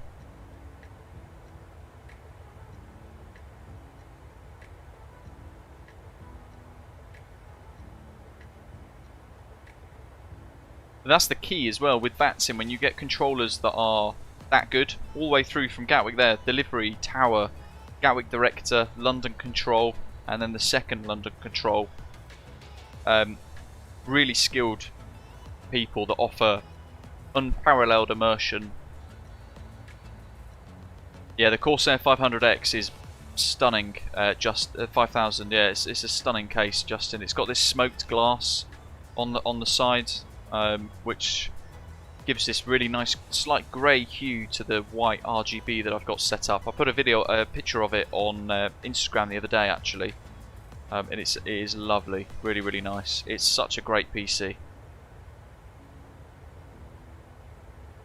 But it handles everything we throw at it dead easy. At the minute we're in cruise, I'm running the sim on 4K.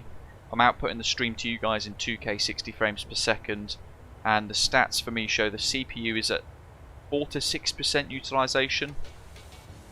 Kind of trickles between 4 and 6.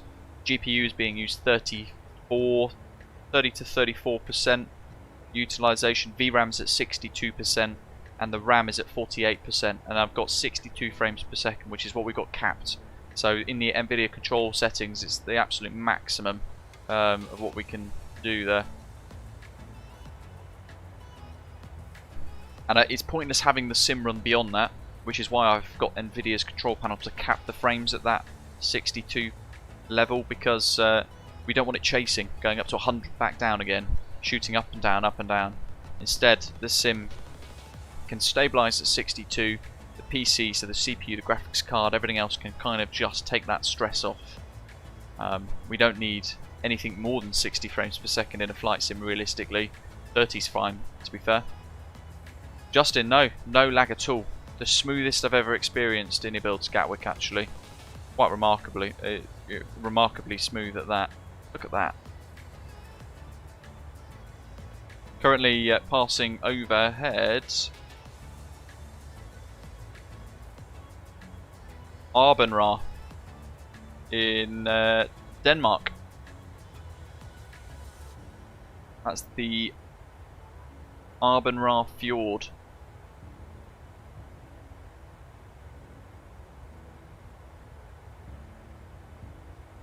We'll be going over Odense, Copenhagen as well. Wonderful flight Tampa Copenhagen, which we need to revisit at some point soon. Over Visby. Making good progress actually. I feel like we're almost halfway.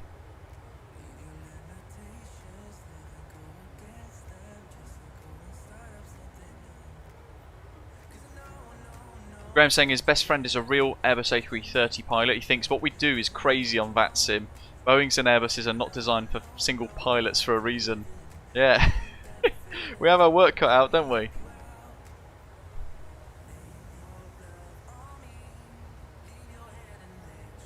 Andrew, so in cruise, we don't really need to.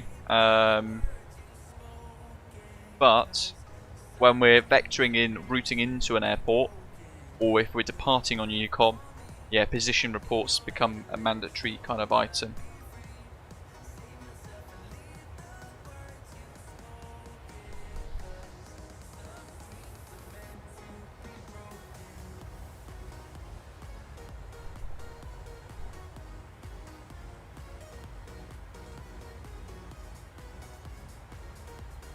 We've got that 27 knot tailwind, so I'd probably say it's a 15 to 20 knot tailwind to be fair actually, and then a slight crosswind helping push us towards Estonia. Probably worth having a look at our descent forecast as well. Ethan, how did it go? Nice, had his first driving lesson, very exciting.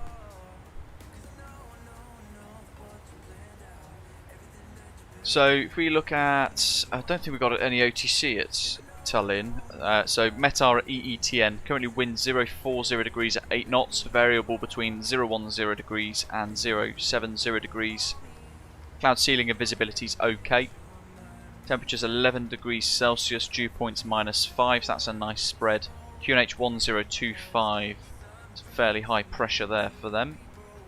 So I'll add that into the forecast box, and then on Navigraph, we're hurtling along. We might as well get that set up now. We can have a look at the arrivals. So we are expecting the SULUN 1 kilo arrival, which is this one here, for the ILS-08 into Tallinn. So heading in via SULUN, 40 nautical miles to the threshold for 08, says there, which is a nice way of working out exactly where we are in position to flying the approach. There's a hold at SULUN if it's busy, not anticipating that today, but we are going to be heading into TN711 at or above 5,000 feet. And then TN901 max speed of 230 knots at or above 2,200 feet. VEMOX at or above 2,200 feet. Happy birthday, Ethan. You can see here it says transition level by ATC. So we don't know necessarily what it is. However, if we look then at our next chart for the ILS-08, at the top, transition altitude 5,000, transition level by ATC. So if in doubt, add 1,000. So I'll leave it as set on the right hand side, you can see there, set to 6,000 feet. So we'll just leave that set as required. In the departures though, we can go arrivals. ILS-08, slight crosswind for us, and the SULUN 1 kilo. No transitions, done. Drag required after Tango November 901 it says, which is that waypoint there. Drag can mean anything. It can mean speed brake, it can mean gear, and it can mean flaps as well, because extending the flaps increases the drag on the airframe as well. So we'll just check the data to make sure that we've got everything match up speed and altitude wise. Where it says max 230 knots in the FMS, it's probably going to say 230 instead. So we can edit that. Tango November 901, there it is. 230B/. And now we're telling the aeroplane we want to be at or below 230 knots, not at 230 knots. Otherwise, we'll be chasing the deceleration quite significantly there. VEMOX, we want to be at 2,200, not at or above, so I'm going to change that again.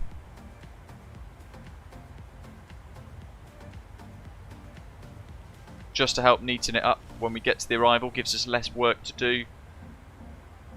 So now we're telling the aeroplane we want to be at 2,200 knots at that point, and that's 9 miles to threshold, so we can also put a speed constraint of 180. Done.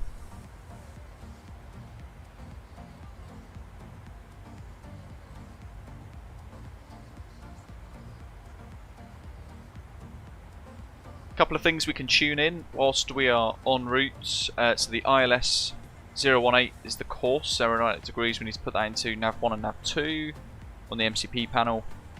The ILS frequency of 108.3. When we get towards the ILS, we need to make sure that we can see the letters IBB active on the primary flight display as well, to make sure it is the correct 3-letter identifier as well, so we don't accidentally tune to something else. And we can tune the Tallinn VOR 112.2, which I think is going to be useful for any go-arounds. Missed approach at Tallinn is climb on track 081 degrees to 2,200 feet and contact Tallinn radar. With any comms failure, there's a bit there where you have to reach 2,200 feet, turn left, join holding at VEMOX, and then start holding after one full hold and land. We're not anticipating that, but the main one there, climb on track 081 degrees, which is runway heading to 2,200 feet. Nice and easy, just fly a straight line, 2,200 feet, wait for radar to vector you.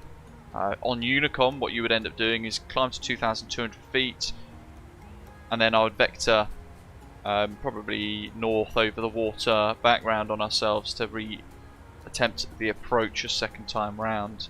And the minimums for the ILS 330 feet, the decision altitude. Again, as always, think about not only landing but where you're going to vacate as well, and the performance of the aeroplane. Really long runway here at Tallinn, 3,480 meters in length, huge runway, and the altitude elevation 135 feet looking sideways, which we need to put into the pressurization panel for the descent. So landing 08, we're not going to make any of these. We might make Foxtrot. Failing that, we've got to go all the way to the end to vacate at Golf. I'm going to anticipate landing at vacating at Foxtrot, because that is 2/3 of the way down the runway.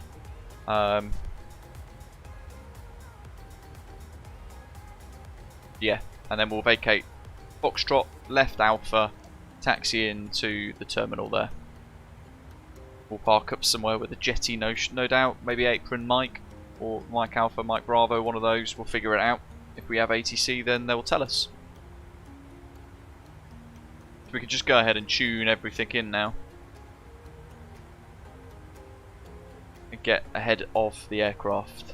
Let's see.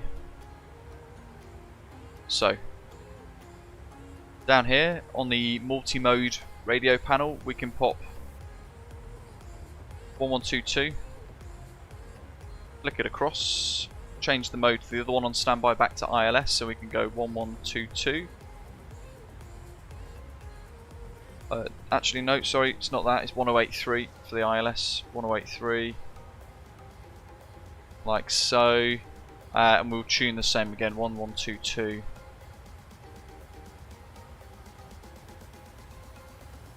And 1083. On the nav 1 and 2 course, we need to make sure they're set to 081.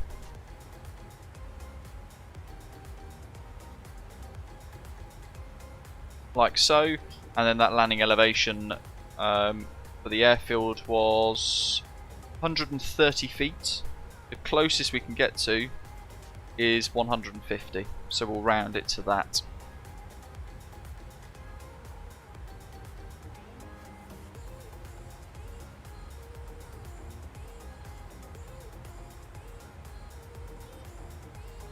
Landing performance wise, if we calculate that, it's telling us it's happy with flap 30 for the arrival, but it's going to also want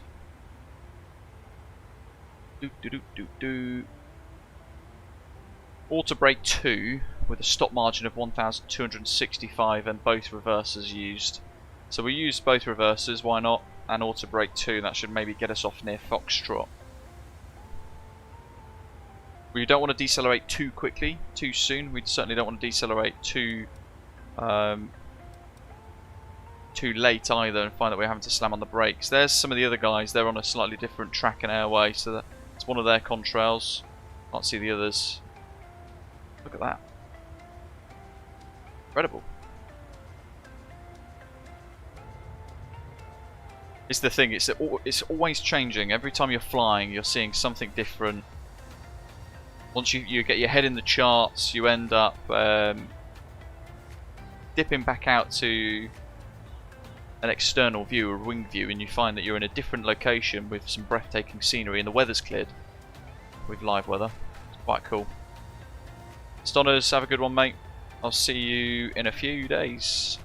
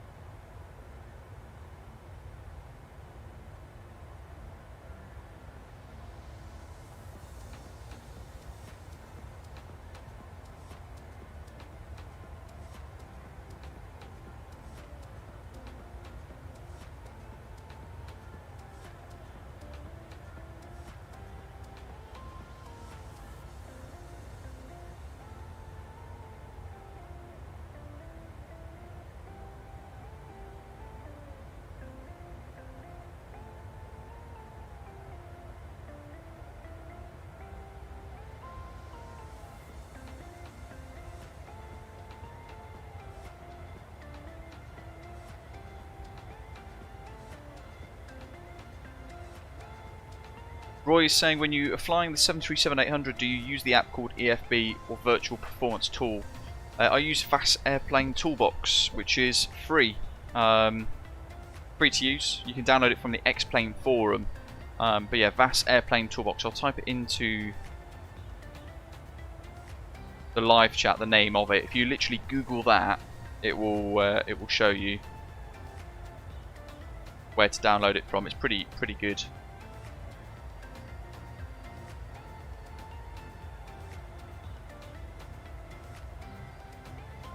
Andrew's asking, one's ready for one's ready for takeoff if ATC says RNAV to Dagger 1 X-ray clear for takeoff, etc. Does that mean the same as flying the SID departure? Heard ATC giving RNAV departures this weekend. Yeah, it does. Yeah, so some departures are RNAV based, some of them are VOR based. But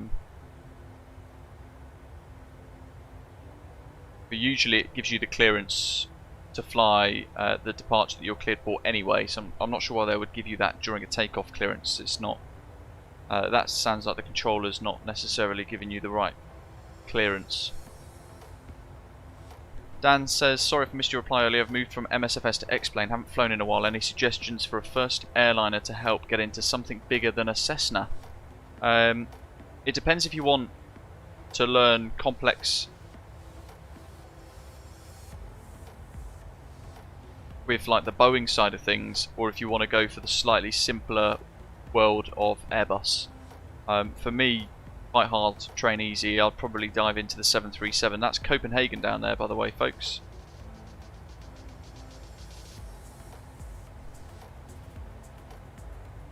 And then the question would be, you know, which 737 do you buy? I'd probably suggest just going straight in for the 737-800 and learning that. I've done some tutorials to help you get started, Dan.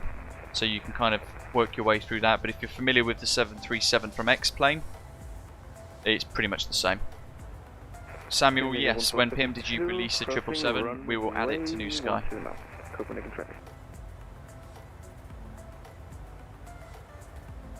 Ian's routing still overcast.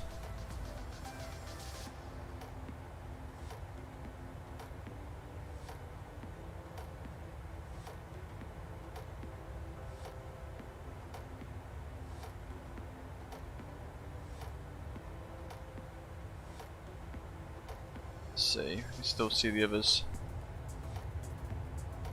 Not really.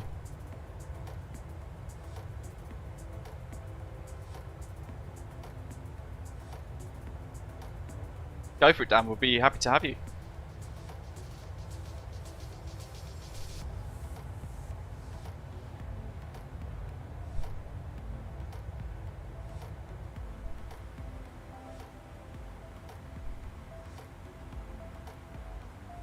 NEXIL coming up for another fuel check.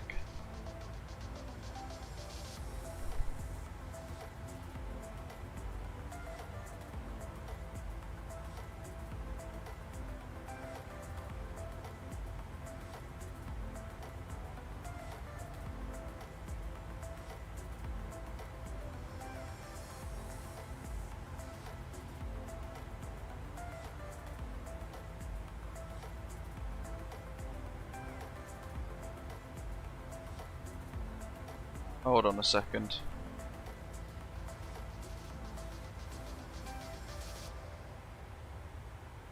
Well, we've had to redo our clearance. It's ended up messing my clearance up slightly. And I've got like half a route, it seems. All a bit weird.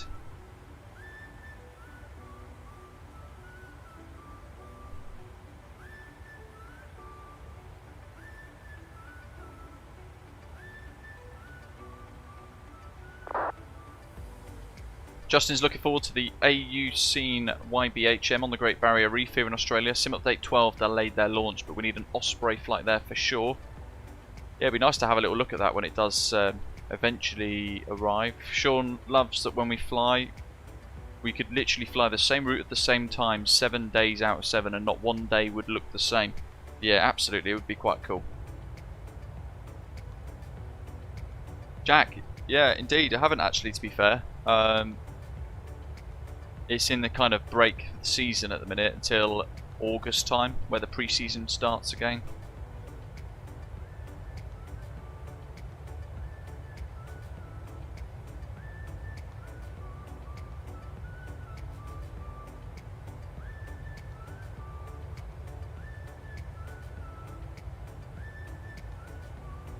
What is my Simbury flight plan? It seems really balked. I'm actually now trying to work it out. Number.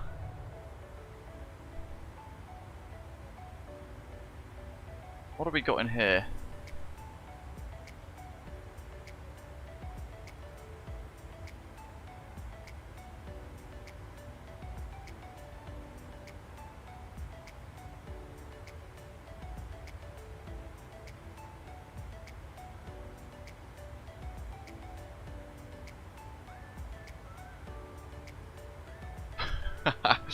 I have no idea. We've got NEXIL, RASEL, PIMEX. I'm actually just going to refile this now, I think. I'm going to just write it in.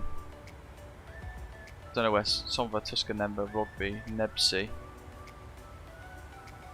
Tuska was there. So from Tuska, we've passed Copenhagen. So we'll do direct NEXIL, RASEL, direct PIMEX, direct SULUN. Sulu 1 kilo. That'll do. And I pressed the wrong button, didn't I? Whoops. So I'll do it again. NEXIL, RASEL, direct PIMEX, direct SULUN. SULUN 1 kilo. File. just in case a controller comes online and wonders what on earth we're doing flying a slightly different track. Yeah, I think Gav was trying to scramble to get his sim working again, wasn't he?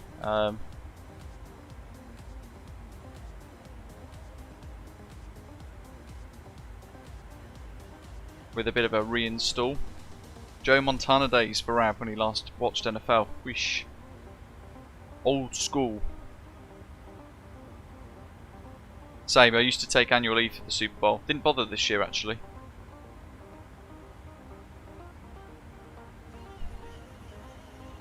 Mitchell, well, it depends on the aircraft you are in. Some of them don't have fuel jettison, in which case you'll just have to literally enter the hold and burn fuel in the hold until you get below your minimum landing weights, your maximum landing weights, sorry.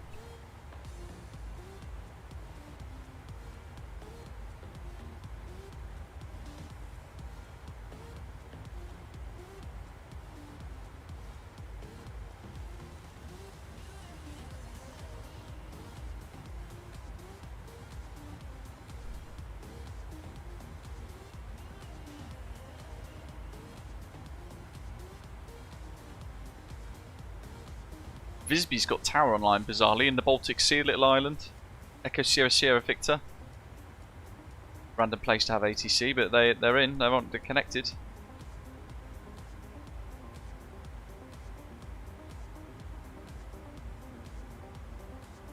Helsinki and Finland radar are all online. No one at Tallinn, no. A few departures at Tallinn. Let's see. There are only 25 arrivals due in. We're going to completely fill Tallinn again, aren't we? QNH 1025, wind 0408, 11 degrees Celsius apparently for the current METAR, according to Volanta.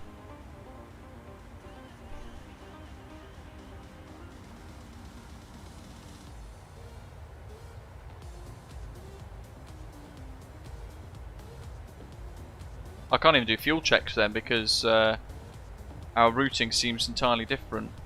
Turtle Beach Velocity 1 flight yoke for me, Bugs, yoke and throttle.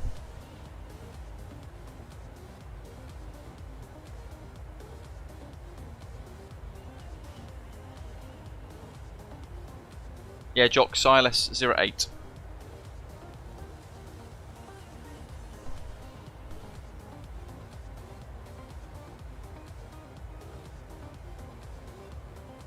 Going to be interesting. Variable winds as well, Rab, so that could get quite tricky.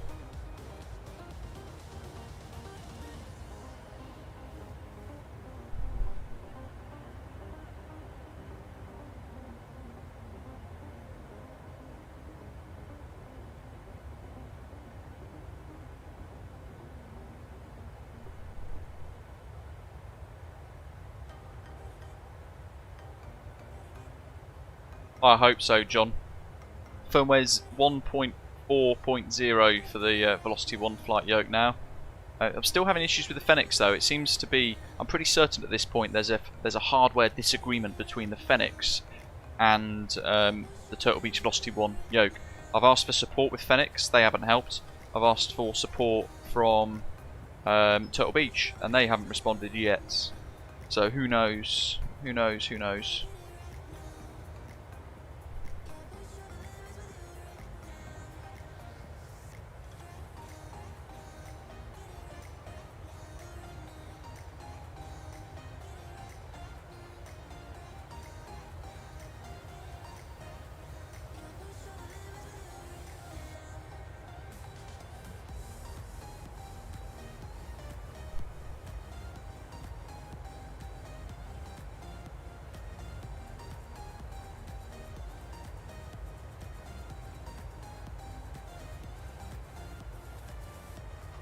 Bugs, you know what? A lot of people saying about X-Plane 12, a lot of people saying don't bother with it. A lot of people in X-Plane saying don't really bother with it. From what I'd gathered, reading through Discord and things. But as Autumn is saying, you can get the demo, make your own mind up. I'd like to see FENIX version 2 come sooner rather than later, John, to be honest. I've told them, at least for me at the moment, it is completely unusable. I'm hoping I've found the root cause. I'm hoping to give it a go in a few days, or maybe next week. We'll do a FENIX flight, we'll just see what happens, and then failing that we'll have in the background as a bit of a backup the A32NX, again if it's a bit of a problem. Yeah, the difference in scenery is huge, isn't it? That aviator's asking you guys in the live chat, anyone here fly the C510 Mustang? He's been having throttle issues before minimums. Yeah, I haven't used that myself, so I wouldn't know what to suggest. Hopefully someone in the live chat can help you for sure. Not sure why 459 is offsetting though. I think if that's David, he's coming in from Paris, so that'll be why. He's entirely different route. No, that's 490. But we've got two different routes being flown today by the looks of it.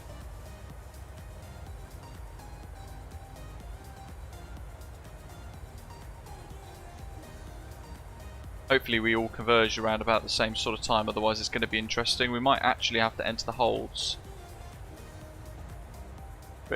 What? I've just found a B2. Somebody's flying a B2 in a sim. What is that? Let's see. RF to no destination, Kyle, apparently. Doesn't say what sim it's on though. It's just flying holds in the Baltic Sea at the moment, apparently. In a B2 bomber. On probably X-plane, I'd assume, because I don't think there's a B2 in MSFS. Just ignore me. Ignore me.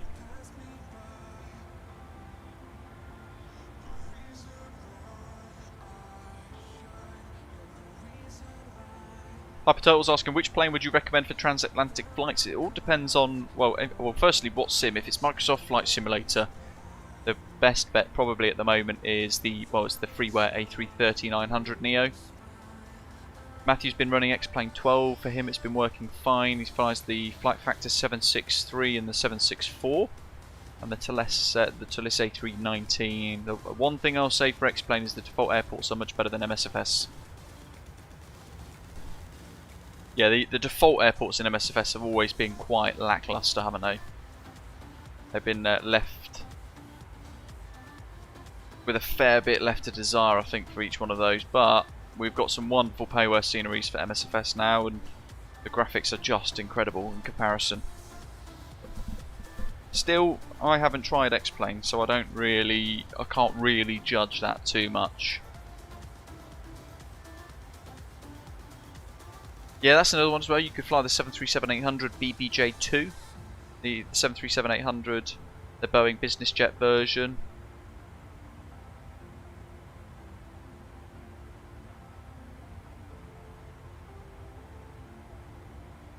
Yeah, Sean, I've got this weird clash where so I've kind of isolated this as the bug or the fault with the FENIX now. So I load in with the FENIX. The FENIX program pops up. Sometimes, well, most of the time it fails to auto run. That's fine. I go in and I run it as administrator. I get it working in the background, and it will then say, it does the little thing where it says starting FENIX, where it links the program externally into the sim to activate the aircraft. Something I've always not been massively confident with anyway. But within 60 seconds of it connecting to the aircraft in the FENIX, what I then get is my Turtle Beach hardware, the yoke and the throttle restart for some reason. Something triggers it within that little 60-second window to restart the yoke and the throttle. So I watch it restart, and then all of a sudden the throttles move to this position here, like toga. They move all the way up, and I can't move them. I can't change them, deflect them, nothing. I go back to the control menu, unplug them, plug them back in again, the yoke and the throttle. The sim can read it, it's reading it all correctly. I go back into the FENIX and it's still stuck up here like this. Can't move it. What I then have to do is restart the flight in order for it to read again.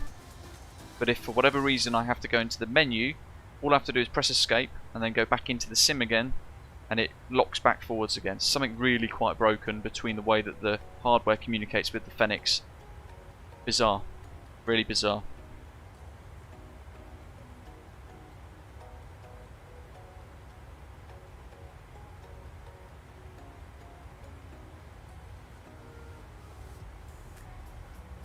Yeah, Rab, I tried that as well. Oh, well, Jack, depends how dismissive people want to be, I suppose. I've had a lot of "there's no problem with the Fenix" kind of comments, but some people might have issues. It depends on hardware as well. I feel like it's just the way that the Turtle Beach yoke speaks to Fenix, maybe. I don't know, it's a bit weird. I'm trying to kind of work it all out. Yeah. But it's proven to be an absolute headache, and I've had zero support from them so far.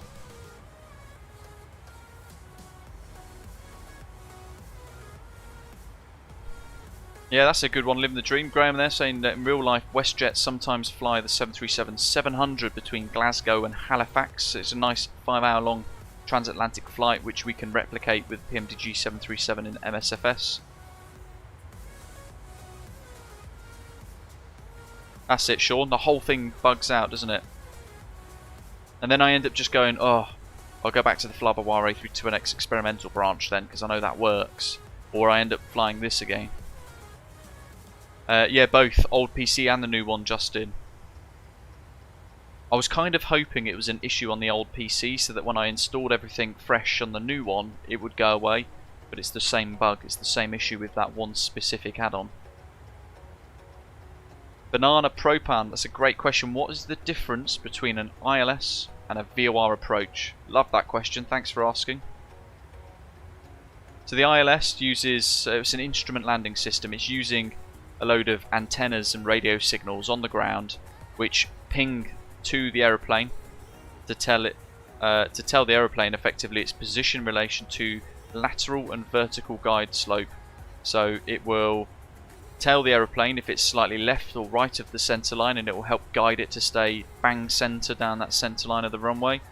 But it will also tell the aeroplane how high or low it is on the glide slope descending in this path here to help guide it down to the runway as well.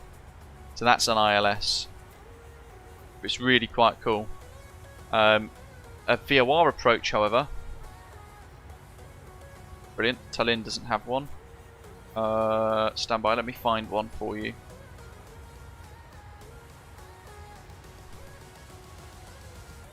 There you go. A VOR approach instead roughly guides the aeroplane to the destination, and then it's down to the pilot to get it on the ground. So this Belfast Aldergrove approach is a VOR DME for runway 07. You end up flying these procedural approach turns, so CAT CD for the 737 and the A320s. Go out to 10 miles, round then an inbound course of 052 towards the Belfast VOR. But you will notice there the runway isn't in the same location as the VOR, so it's a non-precision approach. Because of that as well, the minimums are a lot higher. So it will require a lot more input from the pilots, and the last little element to it has to be hand flown. Whereas some ILS approaches, certainly like Cat 3 ILS, you might have an auto land capability with those. There's the weather into Tallinn as well. 6 knot crosswind, 5 knot headwind.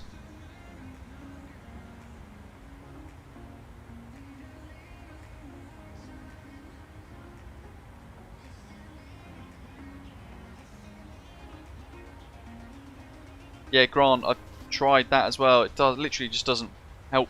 Doesn't work for me for some reason. That's kind of one of their troubleshooting steps in their website, I think, as well. Very frustrating though, very frustrating. It does kind of, well, yeah, it just seems like an absolute mess. It's not acceptable for a payware add-on for it to misbehave that much for something fairly simple. You know, I need a yoke and a throttle for flight sim to get the immersion out of it. Albeit it's a yoke for an Airbus, I get that, but I don't have the luxury of 2 different sets of controls to flick between Airbus and Boeing. Hyper Turtle's asking, what is my favourite aircraft in MSFS? As of now, these, the PMDG 737NGs, 100%. This one, the 800 is the kind of meet in the middle, do everything perfect aircraft. The 900 is a bit of a challenge, and it's really quite enjoyable. Banana, basically no. The descent and the guidance, the vertical and the lateral guidance is down to you to align up with the VOR effectively, and you can't use approach mode for a VOR approach either.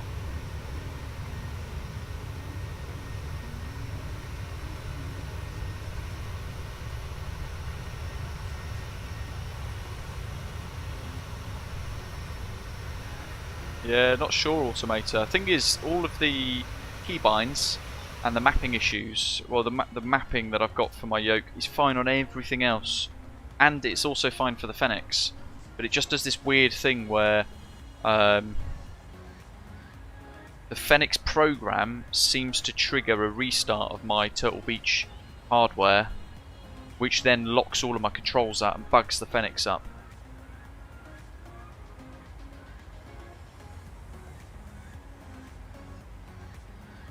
And that's on top of the reverse issue that I've got with it. I've got that annoying reverse bug issue that everyone else, so Carlito and a few others have got, but a lot of people don't have, and therefore it's not a bug apparently, because not everybody has it. Even though a significant proportion of us do have it. No, direct PC, Ian, and I've tried to use a different port as well, just in case. It's a bit of a mystery, isn't it? A bit of an odd one, but hey ho. We'll get there eventually. Hyper Turtles, Payware Airliners, PMDG.com for the PMDG add-ons.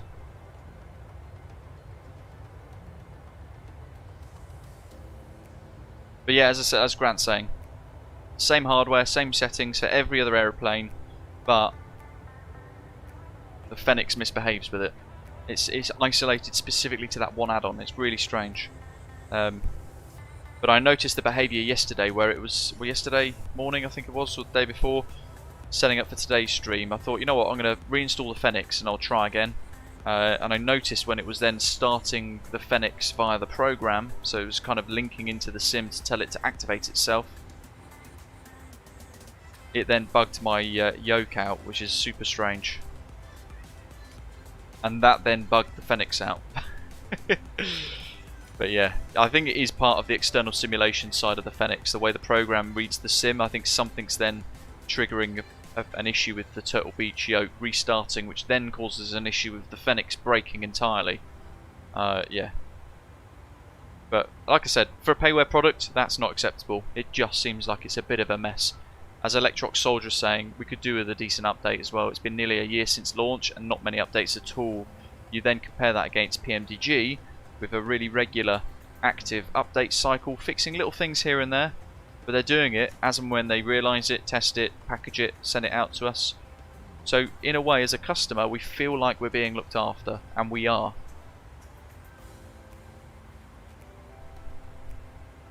Instead, Fenix are doing it entirely differently.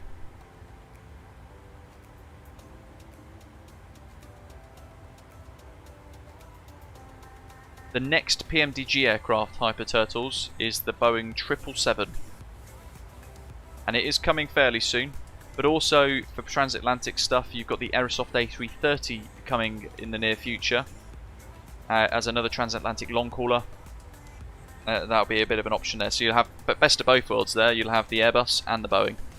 Which is a nice choice to have. For plenty of routes. Keep smashing the like button, folks, if you're enjoying today. See if we can get to 100 before we reach Estonia, Tallinn Airport.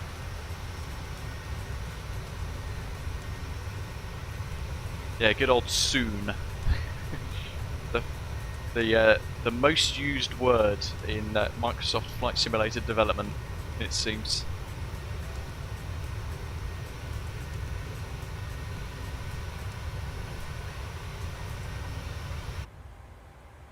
$80 miles almost to top of descent, so we were going for auto brake 2.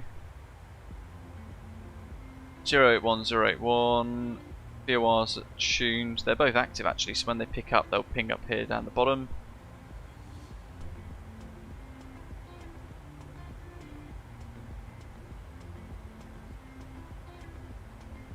Rab's got the new METAR for Tallinn in the live chat for you guys. Wind 030 at 9 knots. Ceiling of visibility Oakley 11 degrees Celsius. -6 for the dew point. QNH 1025. So let's pop that into here. 1025. The minimums for the ILS 08. I've got Navigraph up the whole time, haven't I? Whoops. Let's get rid of that. Minimums ILS 330.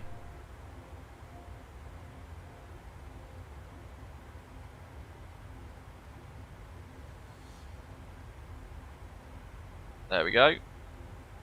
That's 200 feet above ground level for decision height in comparison.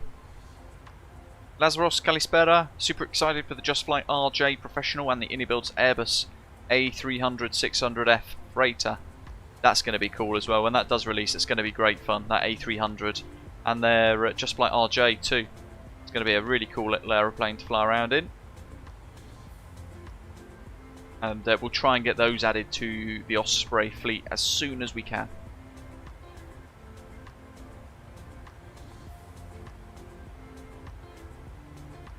What else do we need to do? Planned landing weight. Seal fuel weight 60.4.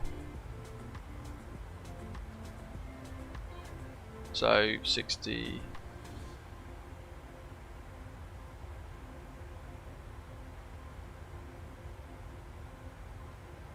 Yeah, let's do that. 64.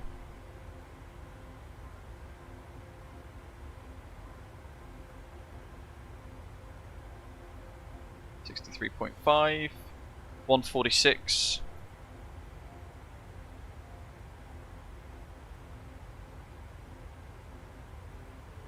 Gives us an approach speed of 151 knots.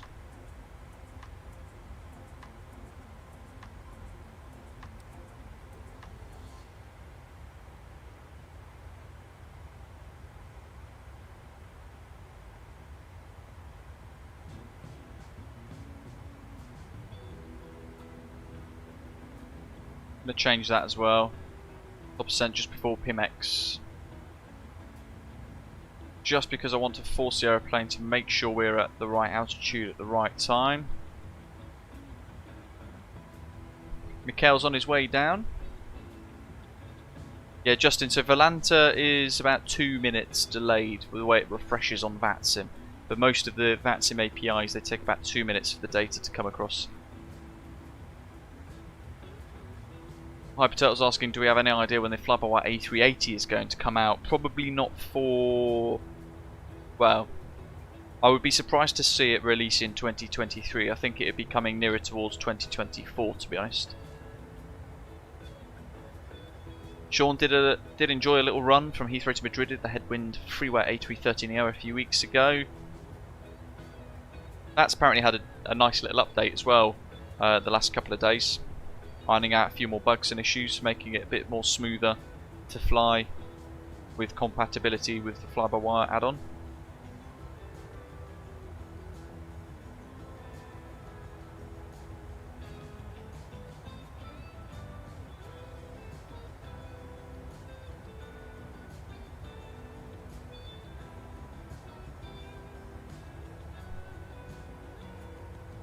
So it looks like we're going to be on Unicom for most of the way into Tallinn here today.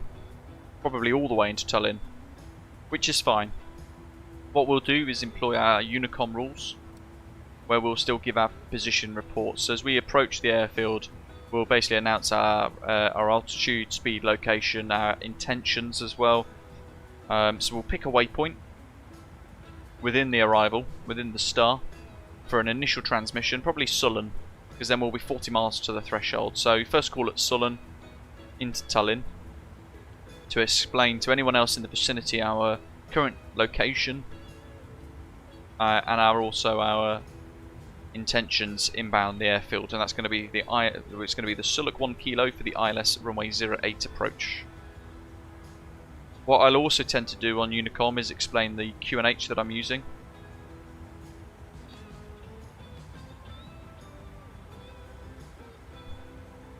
Which is 1025.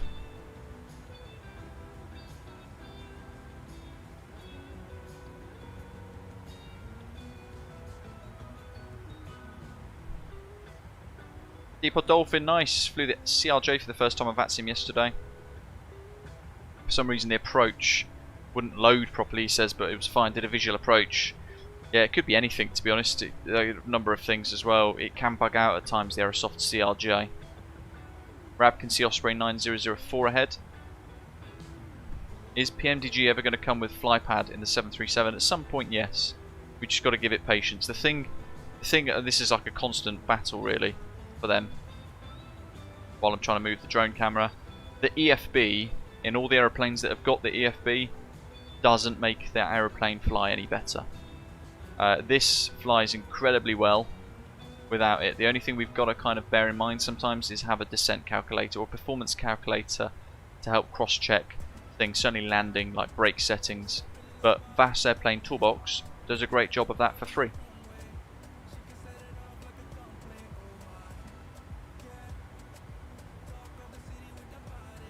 I think it's about 40 miles or 30 miles prox. What's the maximum landing weight for the 737? 66.3. Good. We're going to be 63 tons.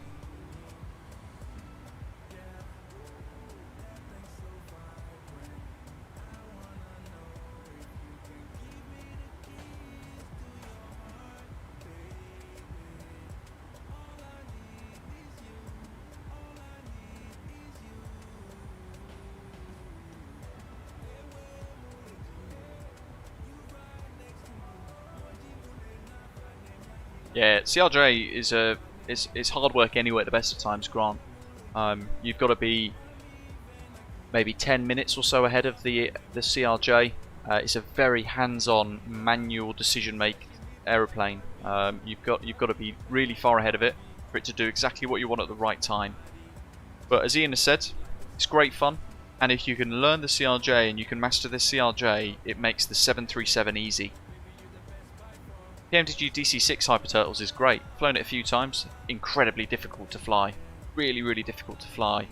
There's lots to do. Big old body of water to cross now. The Baltic Sea, I think.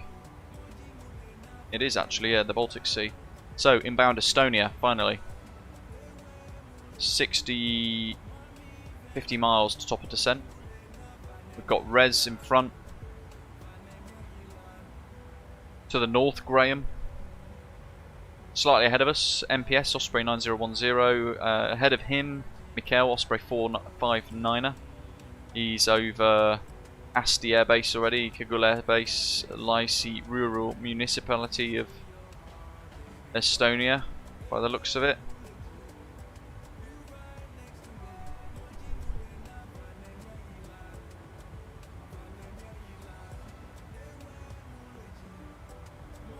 Oh, Rez, that's not good. What happened there?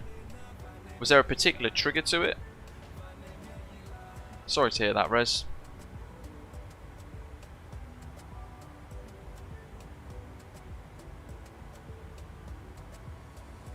That's the best bit, Sean. Sean's saying the only thing that puts me off the CRJ is the fact there is no auto throttle. That is one of the best things about it, though. It's so... There are tips and tricks. The CRJ tutorials that I've done, Sean, for it, they offer you a few tips and tricks from a real CRJ captain as well, who now flies 767s. By the sounds of it, soon it's going to be Matthew's going to be on the one of our channel members. Matthew going to be flying the 787 potentially as well soon. But yeah, Matthew helped me learn the CRJ very well. And that then became the tutorials I've created for it.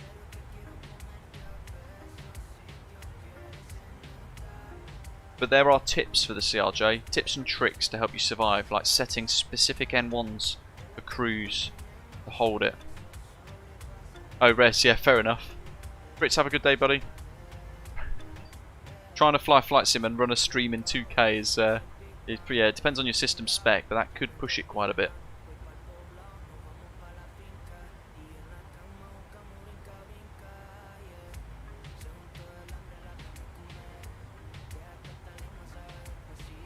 .21 knot crosswind for us now. So VREF set, minimum set, QNH into Tallinn is set, approach is set, we've cross-checked the data, missed approach is in there as well, and our descent forecast is complete. We're going to reset the MCP panel. We'll set down to 2,200 for a continuous descent all the way to the approach. We'll just cross-check against our position with other traffic all the way in case we need to intercept something else, do something else, self-vector, enter a hold, whatever it might be.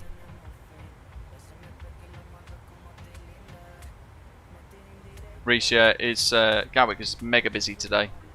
Mega busy.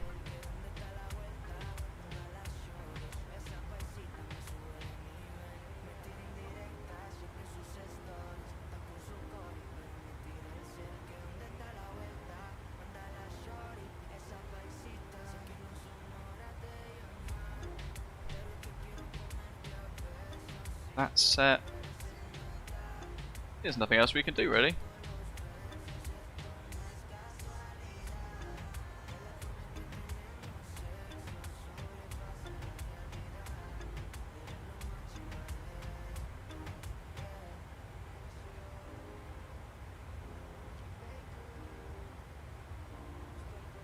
Sam, you're welcome.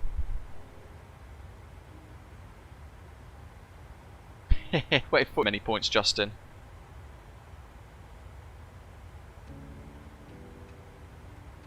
Living on a player says watching these videos make me realise how much I still don't know about planning inside the aircraft systems for the different stages of flight. You'll pick it up, you'll pick it up. Jan says, are you going to be flying to or from the MK Studios Dublin version 2? I'm not sure.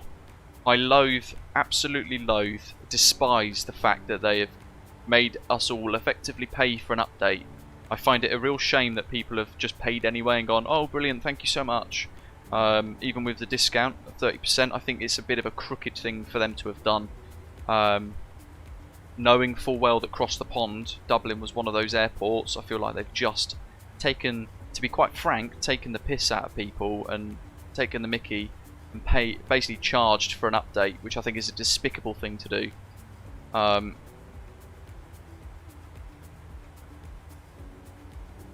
Yeah. Don't really know what to say about it, to be honest, but I despise what they've done. So at the moment, no. Until I get over that. Yeah, I purchased version 1 myself ages ago. For the last 8 or so months, I've not been able to use it because it's been crashing to desktop, and they literally don't care. Hundreds of users, they literally don't care. And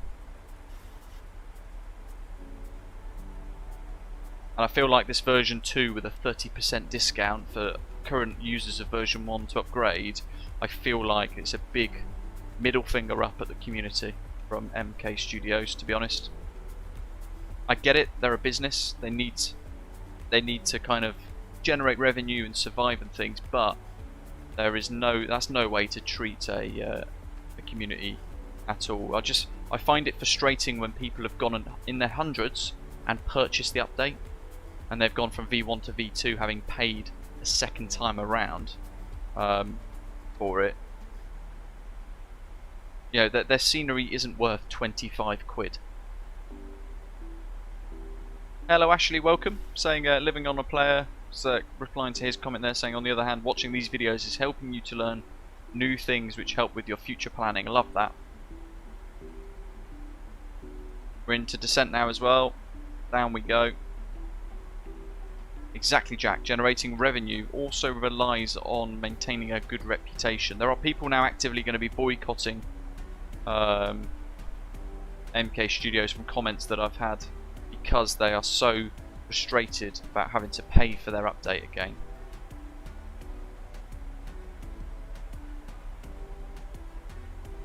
What will it take? Personally, I would like to see every single person who has version 1 complain to orbx. Put pressure on orbx to put pressure on MK Studios to get either offer a proper discount of say 70% or something like that, so you end up paying a nominal fee for the upgrade if they really want to charge for it, or they get off their high horse and they allow version 1 owners to upgrade for free, as should be the case.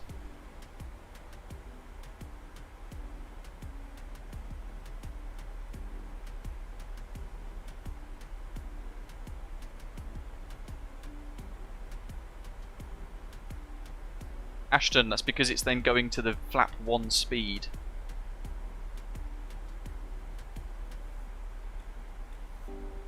It might just be your driver res, to be honest. Delta Tango, yeah, we were talking about the MK Studios Dublin. Somebody asked if we were going to fly into there at some point. And I was explaining my stance with their despicable methods of charging extra money for an update. What I wish is people, I really wish the community wouldn't then just buy it. I wish people took the time to just ask more questions and resist this sort of stuff.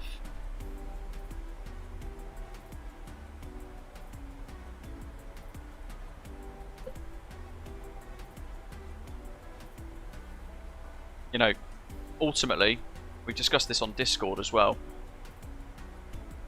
Those of you who had version 1 and have now paid for version 2, all you are doing is fueling this concept of MSFS becomes this big cash cow, and other developers then jump on the bandwagon, and then before we know it, we end up in this subscription model of pay $9.99 a month and we'll keep your product up to date, some crap like that. And we've got to be really careful that we ensure that doesn't happen. Yes, Microsoft Flight Simulator has made some developers incredibly rich, but that is down to us buying the sceneries, using the sceneries, streamers showing the sceneries off, all that sort of stuff is one big community, down to us. We have to, it's on us as well to resist some of the nonsense that takes place. And I get quite annoyed, I mean, you can probably tell by my tone, I get quite annoyed by the way some of the developers kind of just treat us all as cash cows. MK Studios just want to print money, that's fine, but not to the detriment of the community and our hobby. It's expensive enough as it is, isn't it? Let's face it.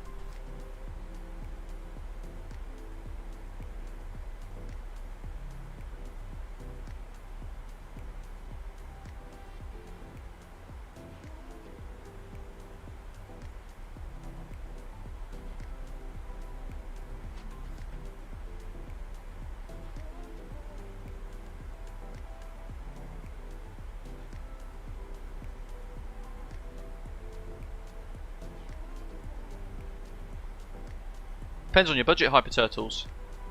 It's all down to your budget, your other hardware, and all that sort of stuff, really.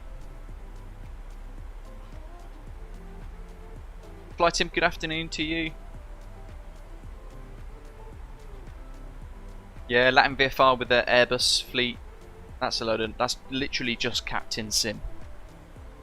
And I aired my disappointment with Latin VFR on numerous occasions for that. But you know, again, they've gone from scenery development into shoddy aircraft creation because they're literally printing cash for the Xbox side of the community. Lots of people enjoying their products, which is good, but it's not for me. And again, more people buying that level of product means more developers think it's acceptable to bring a very low bar in.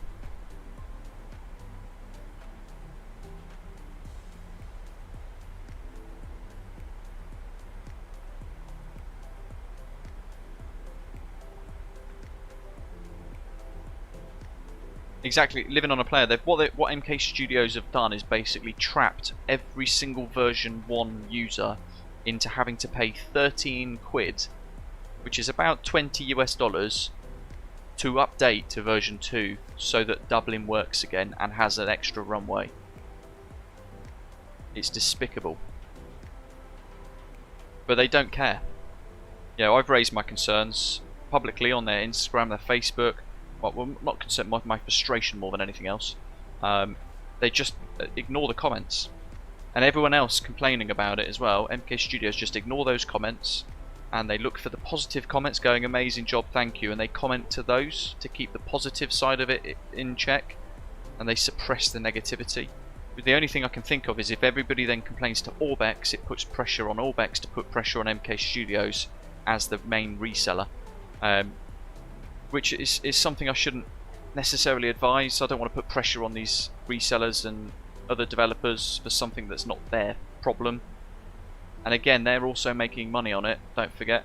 They're making their little cut, their 30% odd cut, whatever it is, on the everybody else lapping up MK Studios payware updates. There's Valanta. We're now over Lacey Rural Municipality in towards Tallinn, all converging now, our two separate flight plans all converging in onto one another. Big old line going back to there, right there, 4 Lima Mike. Oh, there's David, Osprey 490 as well. Different path entirely by the looks of it there.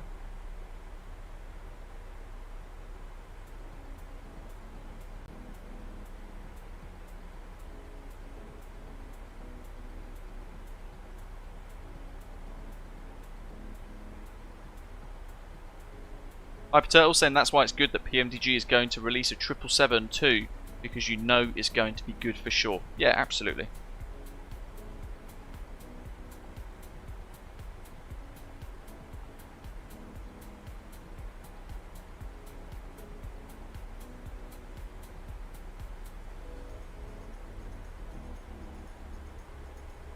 Delta Tango said it's bad enough that most DOSUR native airports are nearly unusable for VATS in flying with charts after paying 100 plus for the sim in the first place. Yeah, exactly. And then you've got to pay 12-13 quid for Dublin version 1, and then if you want it to work again because it's entirely broken and crashes to desktop, it basically causes crash to desktops if you go anywhere near it. So it's literally unusable. What you end up having to do is pay again pretty much the same price, even with their little 30% discount that they give you for owning version 1, to then have it work again. Which, you know, you explain it that way, it shows how ridiculous it is, how much money. They literally just see us all as dollar signs. I don't like that. I get fairly offended by that sort of stuff. Justin says, on a positive note, Luke, your contribution to Microsoft Flight Simulator has been hugely appreciated by so many. That's really nice to hear. Thank you very much. I try and keep it honest, even if it does rub people up the wrong way sometimes, and it causes issues with developers, people, whatever. I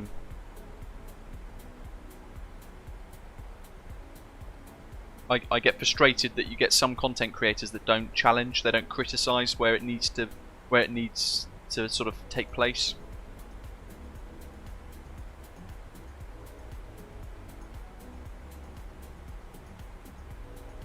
Oh, that's the angle of attack indicator, Doyle.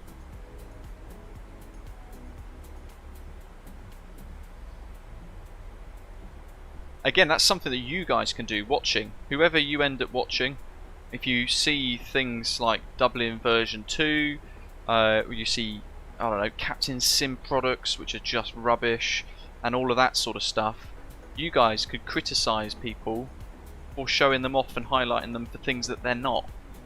Or for offering a very skewed, one-sided argument about how amazing something is, but they don't then look at the negativities of the fact that you have to pay again for an update for a scenery to buy it once again and all that sort of stuff. You know, we can all fight this together and enjoy simming as well.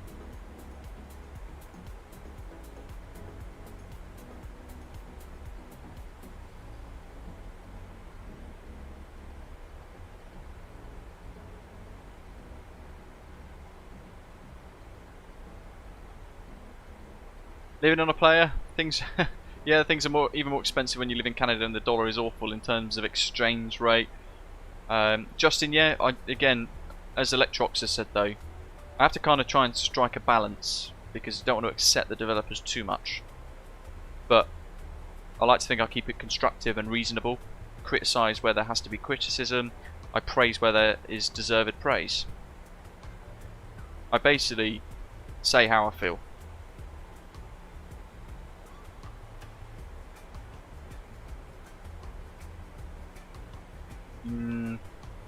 Different type of reviewer, Hyper Turtles. It's more for the arcade style of stuff, I think, that. Different market. Exactly, Grant. Nail on the head there, buddy. Where's their next biggest amount of profit going to come from? Which is fine, like I said, they're a business. They've got to keep that business going.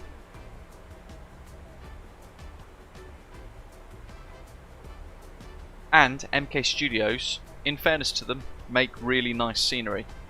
Their Shannon, for example, we flew into Shannon the other day. I purchased that the other week. We flew into Shannon. That was a very, very nice scenery. We enjoyed it. Certainly a reasonable price for it as well. Their Keflavik is quite nice. Their Rovaniemi is quite nice. But I just disagree with what they've done with Dublin. Massively. I find it quite despicable, as I've said. It's probably the best word, even though it does sound quite harsh to use a word like that. What I then worry about is they're going to see the dollars, and version 2 Rovaniemi, version 2 Keflavik, version 2 Shannon, that's all going to start to you know, go the same way. Where if you buy an MK Studios product, you're probably going to get trapped into something that will break, and you'll then have to pay for another one. Who knows? Oof. Brian says, got the BN28 Islander from Black Box. I haven't got that, so I'm not trying it myself. Cannot start engine, autopilot does not work. Contacted them, got nothing from them, but they took my money, Brian says. That's not good. And you've tried to contact them via their official support mechanisms, I assume. Do they have like a public sort of like a Discord or a forum that you could go onto? Or... Oh, Dwyle, thank you, buddy. Very generous. Thanks for the super chat, mate. Glad it answered your question. We'll get the nippers back in. Parallel 42, Justin wants to see. There you go. Got my SimBrief OFP panel there. Control visualizer, so you guys can see what we do when I'm controlling the aeroplane in manual flight. VATSIM's ATIS widget, the GSX ATIS widget there as well. All good. VATSIM radio, which I haven't got installed on the new PC yet, actually. Need to do that.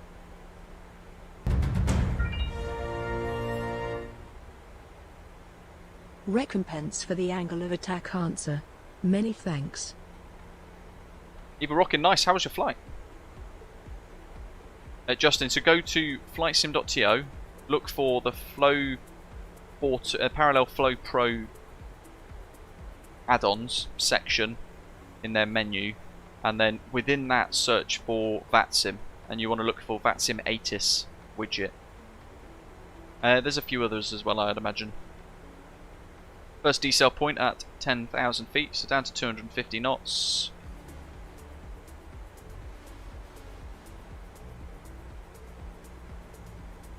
Not too bad, Evil Rockin'. Quite firm, but you'll survive another day, I'm sure. How are we doing? Scenery wise, looking lovely. We've not flown this part of the world for a long time.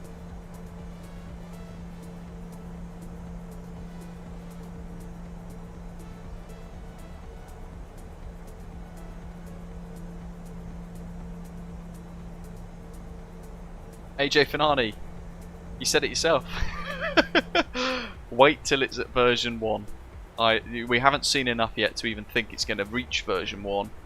Or that they have the ability to have it all work properly, and have the sort of ability to get it where it needs to get.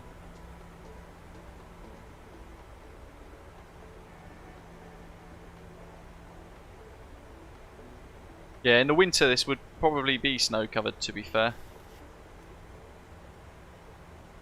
Okay, first little transmission at SULUN. Lights. Pop the logo light off. Can't believe I've had that on the whole time. Whoops. Seatbelt signs, landing pressure panel is set. 37 miles to Tallinn's VOR. Tallinn traffic Osprey 282, Boeing 737-800, inbound with a QNH 1025 over SULUN for the SULUN 1 kilo arrival, expecting ILS runway 08, currently 35 track miles from approach. Tallinn traffic. There you go, on VATSIM's Unicom, but a position report that tells everybody else flying around us where we are and what we're doing. Electrox, yeah, looking forward to that. Hopefully I get the time to tune in and have a little look myself, but I'm sure someone will give me the brief nonetheless.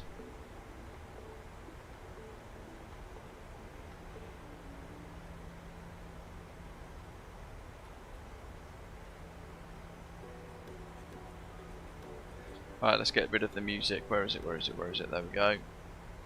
We can go to QATL to start the GSX loading in. Rab had 2 Ospreys on final, so doing a go around. GSX Hyper Turtles is a ground service pack, so it gives you animated passengers, fuel trucks, passenger coaches, all that sort of stuff. It's quite complex to set up. Once you install it, it should be able to just run and go, but you want to install lots of custom profiles for it so that you get the most out of it, basically. Otherwise you end up missing out on fair bits of detail. Custom profiles for GSX certainly make it a lot better. We've got a crosswind for our arrival today, variable winds as well now. So the latest METAR 030 degrees 8 knots. Wind is variable between 360 degrees and 060 degrees. Ceiling and visibility okay. Temperature's 10 degrees. -7 for the dew point. And the QNH still 1025. So the variable winds is what we're going to have to really kind of keep an eye out for here.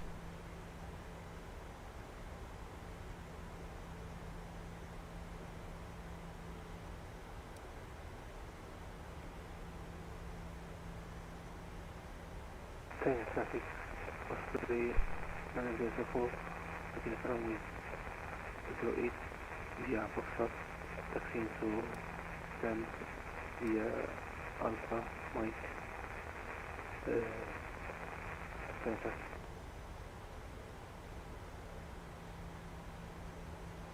We go to manual speed mode now, just let the engines trick away at idle. Might need a bit of speed brake to give it a hand.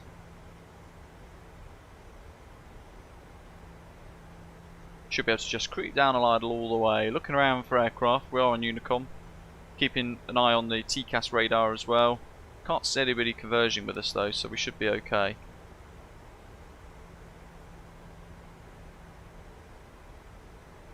We're going to flick this now across both of them so we get the ILS active. 081, 081 with brief for missed approach. Osprey 9014. We're going to do a hold, left hand hold 3 miles at Tango November 700 to allow for spacing in the calendar. Left hand 3 nautical miles, hold once around the circuit at Tango November 700 to allow for... Just in a few months. But that was during COVID, I think, where they had even more ability to kind of get the instructors in. It's a bit of speed brake to help manage our speeds. We've got an aeroplane over there somewhere.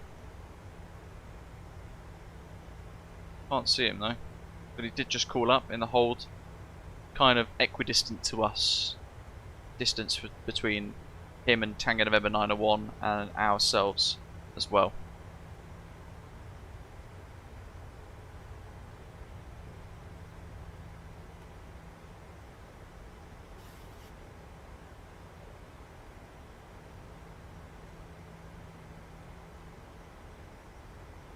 Map check at some point, yeah, it would be quite nice. What have we got on the charts? Jeez, 3 mile approach. Wow. No way.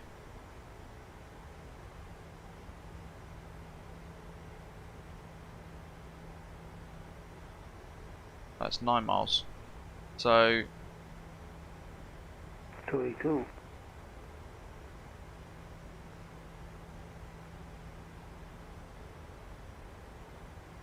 pop 2 fixed rings in nice and quick.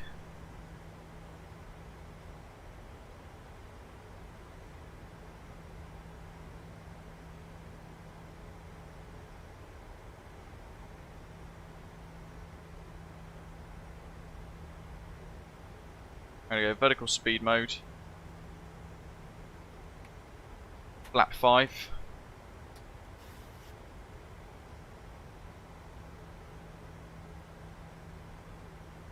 Heading mode.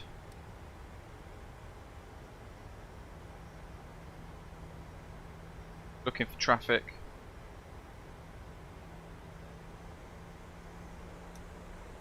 Ignition mode continuous. Cabin attends. Spoilers armed.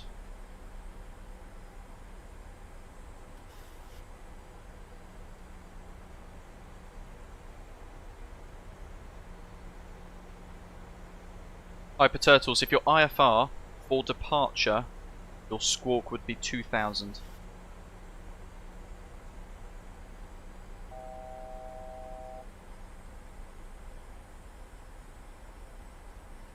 Bring the speed down to 180. Make sure the heading collar's turned up. 2.5 miles now to the turn up final. Airport is in view. There it is.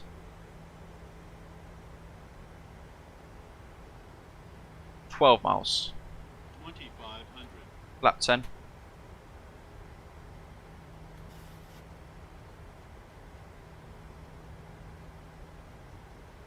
(051) 30-degree intercept. Approach mode active. Coming up to 2200. Now. Wings level. Approach mode's armed. Heading select. 2200 is my missed approach speed as well. Tallinn traffic Osprey 282 is established. ILS 08 to land 11 miles. There you go. Oh.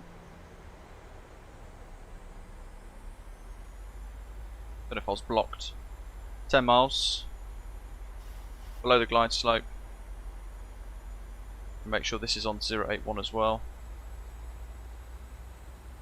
CMD A and B engaged. Approach mode's good. Auto brake 2. We're going to go now to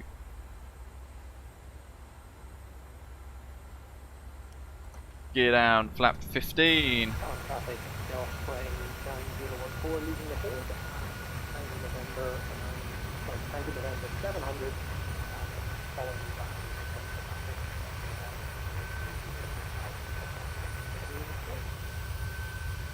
Very cool. In fact, what I love about this, we're now 8 miles, 160 till 4, bring the speed down again. Lap 30.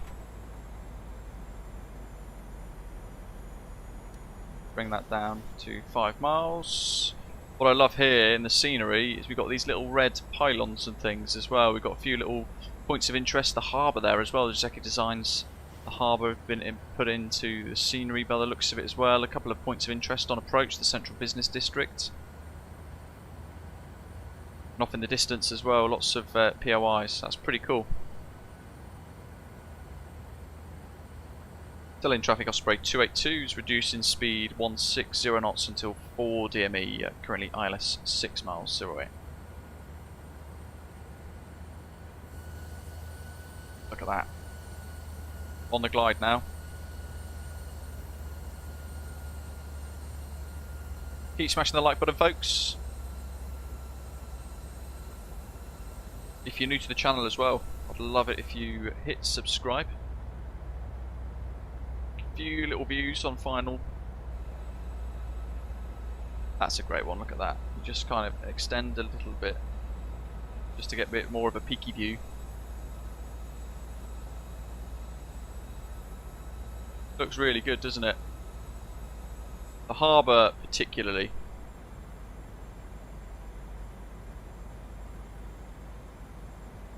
Love how it's done a bit of work with the city there, look at that. Those they've got smoke coming from them as well in the distance. That's fantastic. Okay, final checks.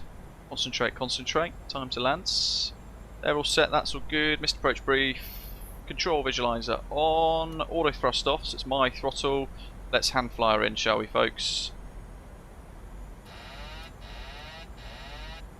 My controls. Let's bring that speed down now. We wanted 151 knots. Just tickling the speed down.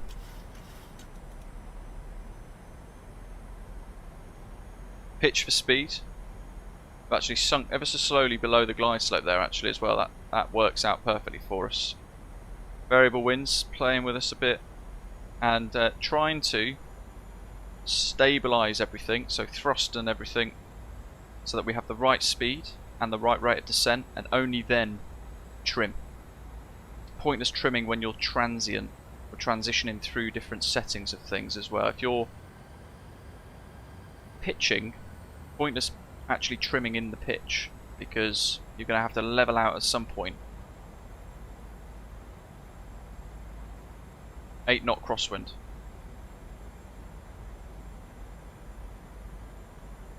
Approaching minimums. Happies seem a bit off. I've been 3 red the whole way, but we look pretty good on profile and it matches the ILS. Continue. 100. 50. 30. 20. Hold the pitch. Oops. Down. Bit of a bounce. That was quite firm. Reverse green.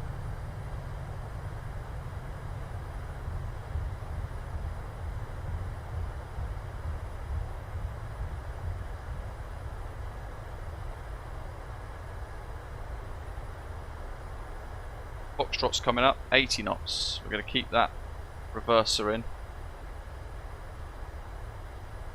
60. Let's get rid of that. 50 knots.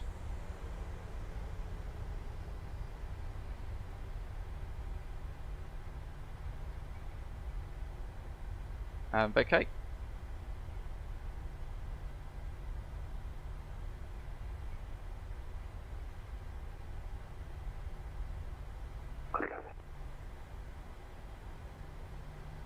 So we're going to get rid of the spoilers. First time looking at this airport scenery actually, properly. Issue mode continuous to off. Landing lights off, taxi lights on. Over the stop bar. Hostile light strobe steady, APU. On vacate on Alpha. Tallinn traffic, Osprey 282's vacated left, Foxtrot on Alpha, taxi to gates.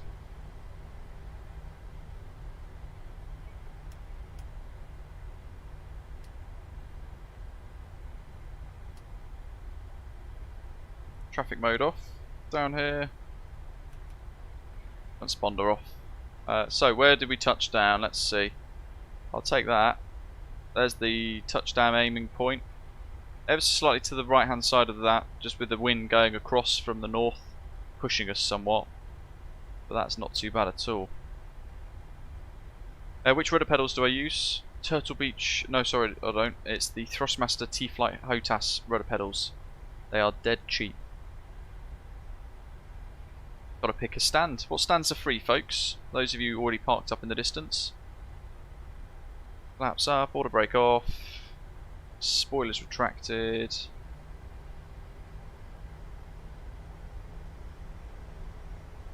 Tallinn forestry. Charts. Tallinn traffic, Osprey 9014, overhead Denmark, established on the ILS for runway 08 Tallinn, Osprey 9014. Is Mike 8 free? What was the landing rate software? It's Parallel 42's Pro Flow Pro for Microsoft Flight Simulator. That's the wheel itself, and then on flightsim.to you can download this landing rate widget, the one that's in green at the moment. Landing rate widget. It's free on flightsim.to, but it requires Parallel 42's Flow Pro.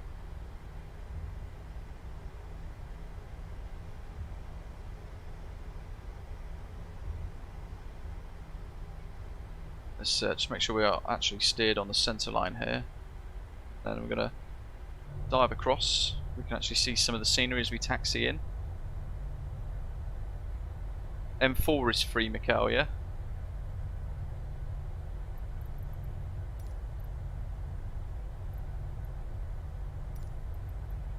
I'll do. We'll change to M4. No follow me required.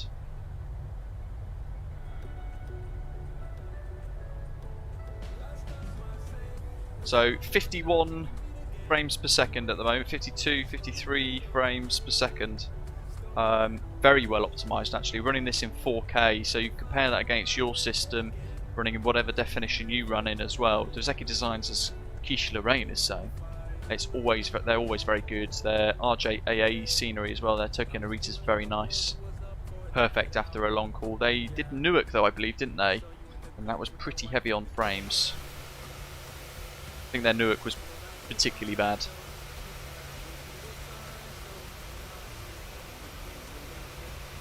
Look at that. The little chimneys in the background as well. That's a wonderful bit of artwork on that door for the hangar. That's fantastic.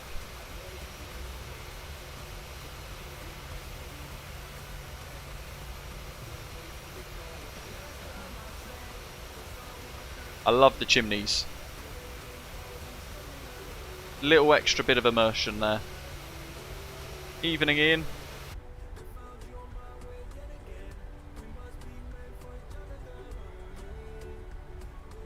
National Police. It looks like a little air station there as well. A couple of fast jets.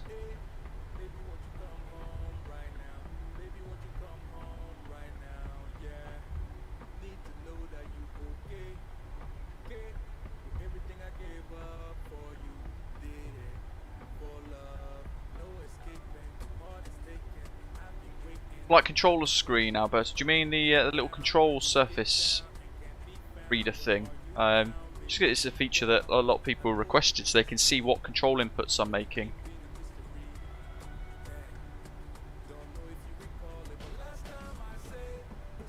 There's the crosswind, straight across the runway. That looked like a really good touchdown.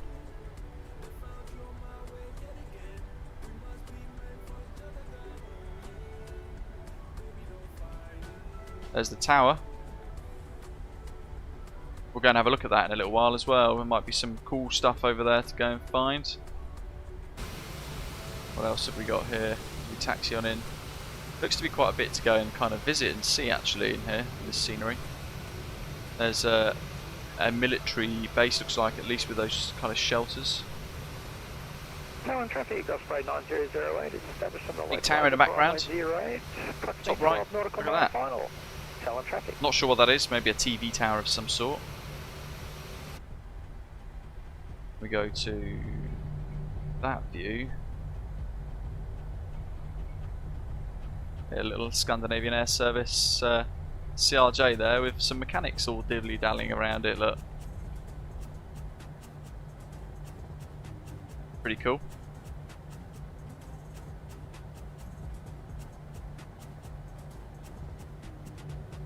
That's a bit better. There we go. That's proper cool.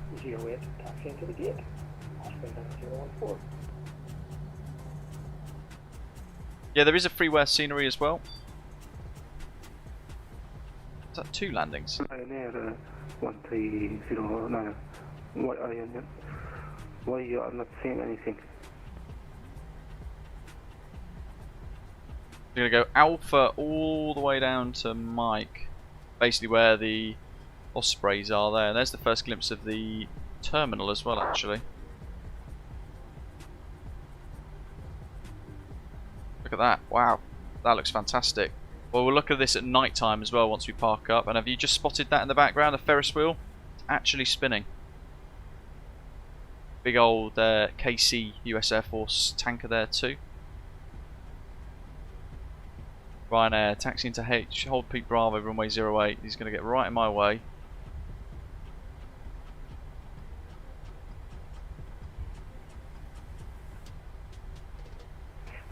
This one in the sim hyped up as this one. He's on text, MPS Gaming.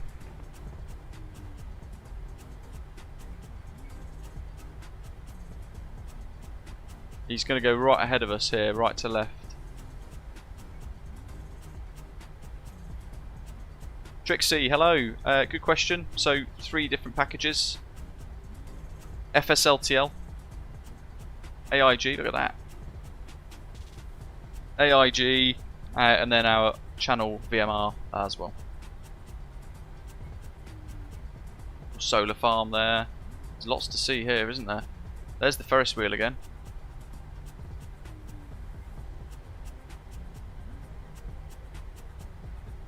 Should have taken 12 at the end there actually, that would have been perfect. Taxi lights off.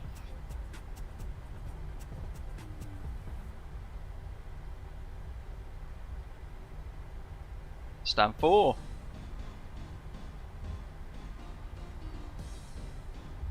Zip that song. It was a bit of a poopy song. Round we go for the turn into stands. VDGS to see us in. APU actually as well is running away.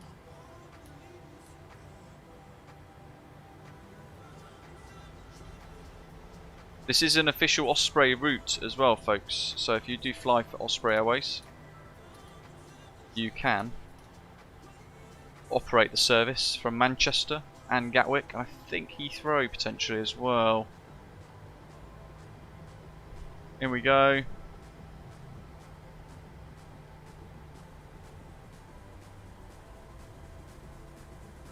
Oh, the VDGS doesn't do anything.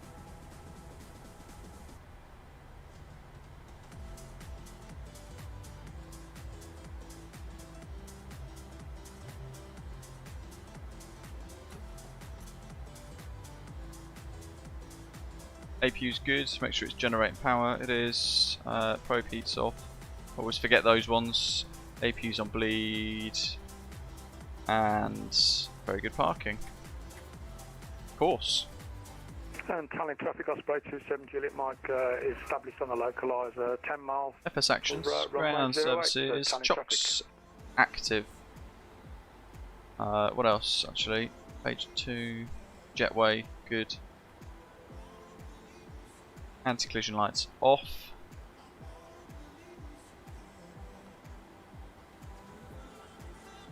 Deboarding. Let's get the punters off. Requested.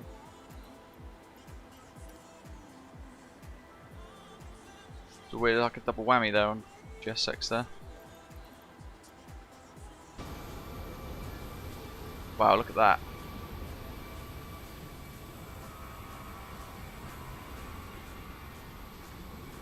That's actually incredibly well detailed. Oh, what about the jetty?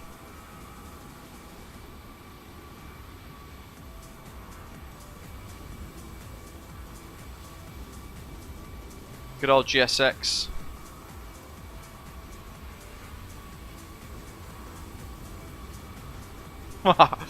Oh.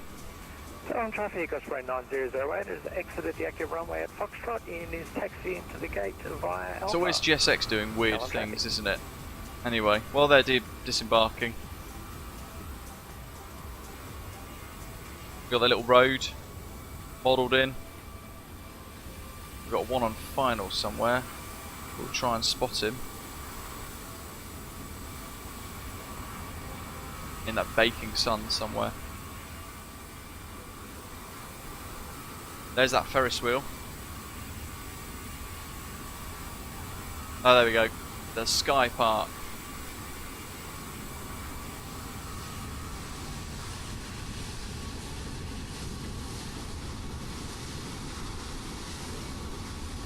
We'll try and see who's coming in next. We also need to go on to New Sky, close flight. Let's see if I can time this right.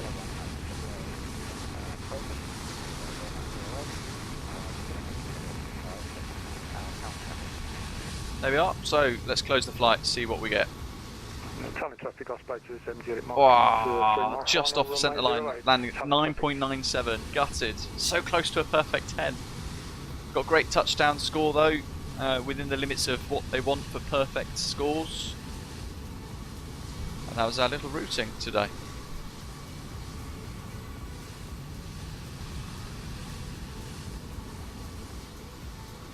Happy days. Nice little profit for Osprey Airways as well on the new Sky network. It's always a good thing. Who else? We've got some people flying in. Oh wow, look at that. Big reflective solar panels.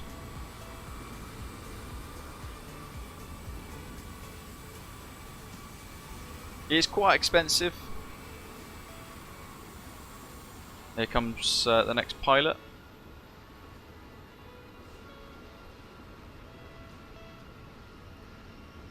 Ooh.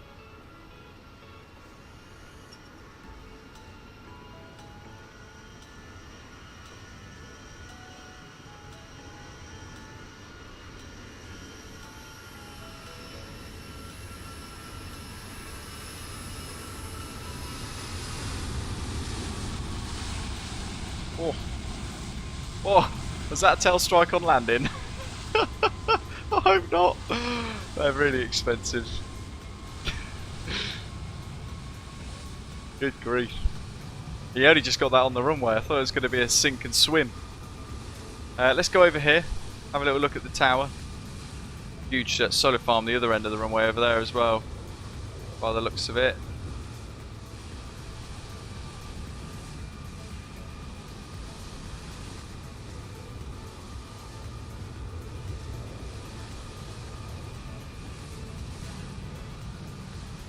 Traffic, Kitchen 2437. We are on the line runway 28. We have 10 miles to go. Osprey 270 at night, vacating runway 08.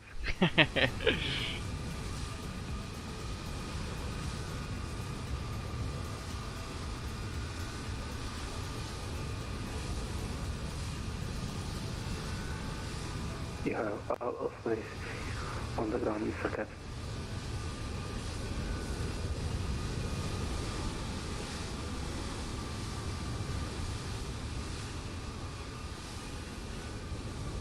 Let's pop in because there's people in here actually, by the looks of it.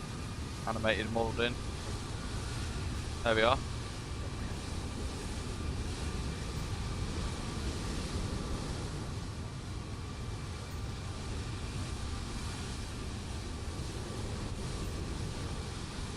Talon traffic, Osprey 340. I mean, look at that for a backdrop. Flight level 2200 for final. And currently 7.5 miles from TN 901. Talon traffic. Yeah, he's picking up the red phone, Matthew. That's what he's doing. Let's see over here, let's have a little look.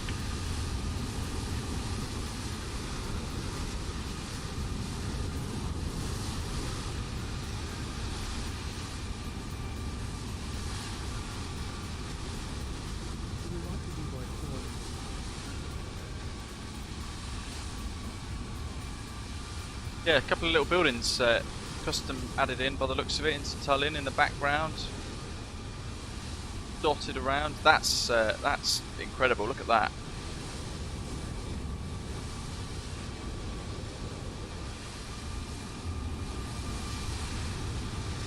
Very impressive. Really quite nice. Oh, Rosers, chopper coppers, and then a little airbase thing there with a. Oh look, it's a Skoda Octavia. Traffic, Osprey 340, just turning for final, runway 08. How are we doing? Just checking the approach bar. Good separation there between those other aircraft behind the approaching 08 themselves. Talon traffic. Chinam, hello to you. No worries at all. Absolutely fine. Yeah, all good. Thank you there to see. I hope you enjoyed the traffic. What else have we got here? Snowplows. Graham, good effort. They're fantastic models. They should be at Heathrow as well, they're similar.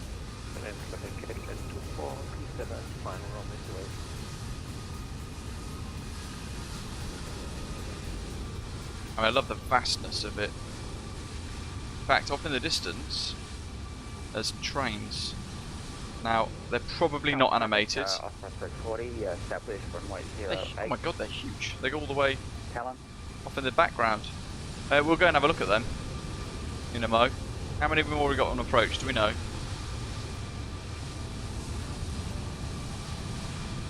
Oh, look at that. Osprey's taxiing in. He is taxiing into gate number 12. Come on, traffic.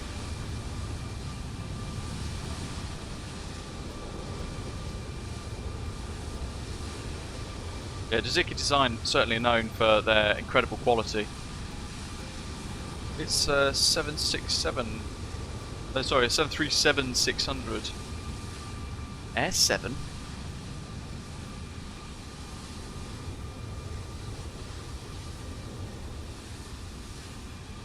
Boink. That was a nice touchdown, whoever that was good. Voting Alloy, hello to you.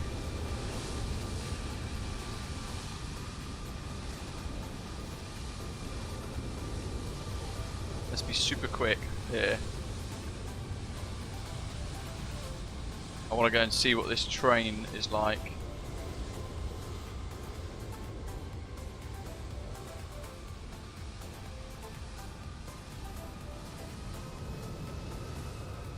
Huge, my goodness.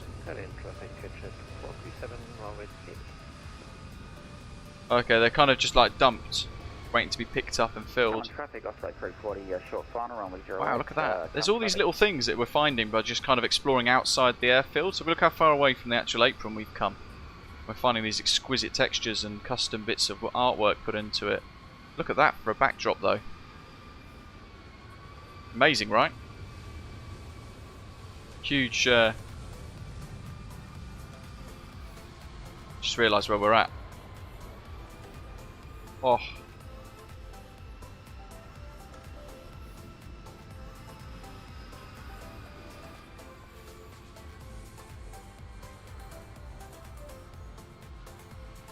What I love is that it's actually rotating as well, look. Not even a trick of the eye. Huge retail park.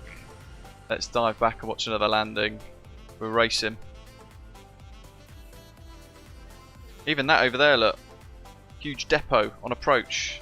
So we've got that immersion, seeing things that are there in real life on approach as well.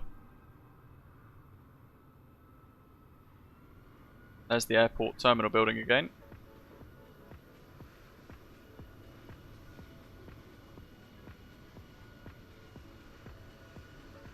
Here we go.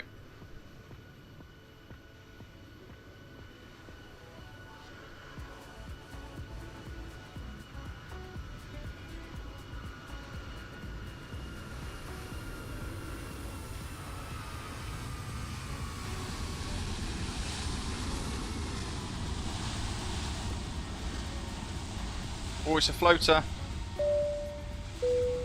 Beryl, welcome aboard. Oh. He should have gone around there.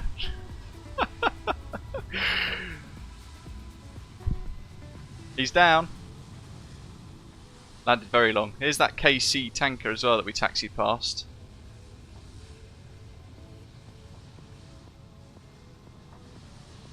Who else? Let me just check Valanta to see who else is on approach here. We'll try and work this all out. So that was Jack, I think. Ryanair 433 and then David, last two in. Happy days. Yeah, perfect. Right, that's good news. So we can watch the last two landings and then we can go and explore. Talon traffic, Osprey 340 exiting runway 08. Talon.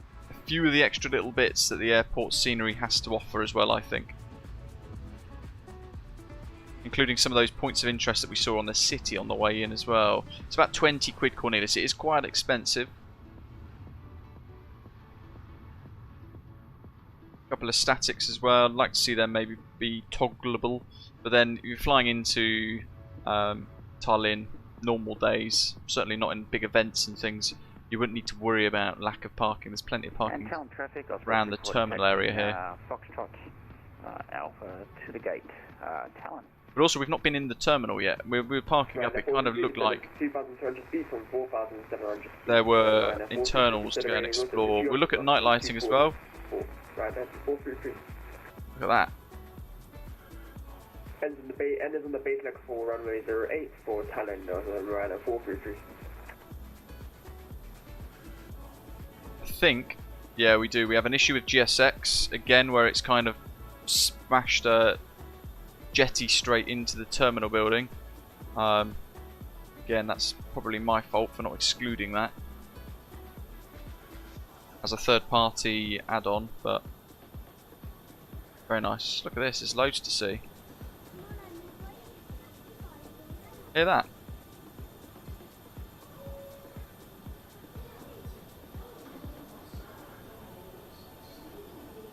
Hopefully you can hear that. Announcements.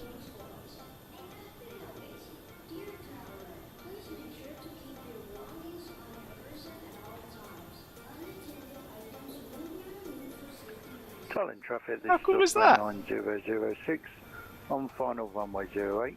Have problems with ILS, switching to visual approach. Air Baltic adverts.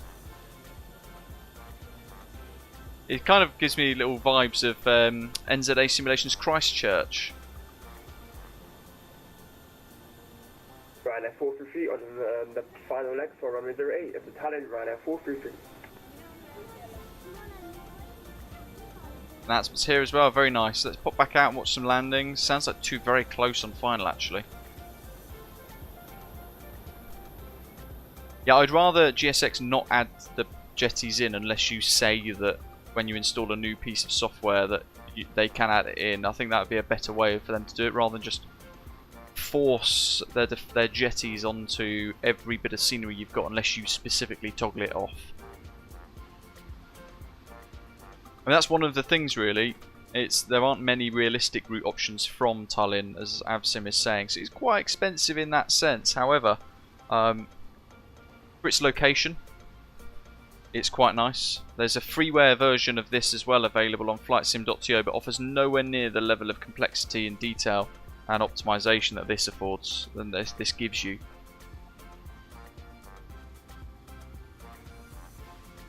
We've got two more on final. And then David. Yeah, John, there's a slight tolerance, I think 10 seconds for pushback. Where is he? There's the shopping centre on the right. Alright, they're both on top of each other. I can see two sets of lights. Final for runway 08, Ryanair 433, Tallinn traffic.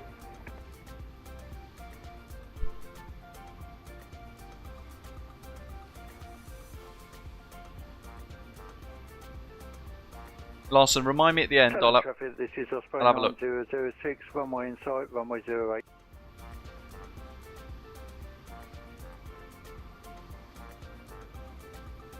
Matchek's going to have to go around, I think, if he's number 2.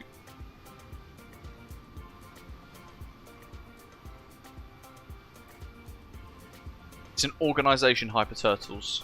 International Civil Aviation Organisation, I think it's called. This is going to be interesting when they both appear into one another.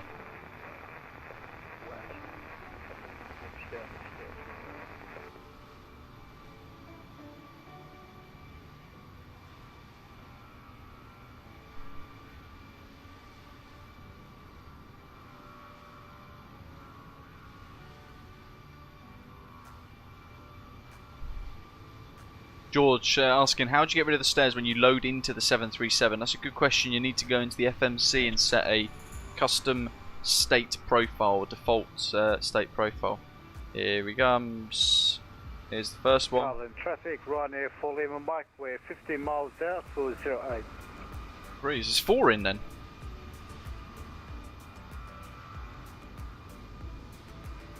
Don't know who this is going to be. 433, final runway 08, Tallinn traffic, Ryanair 433.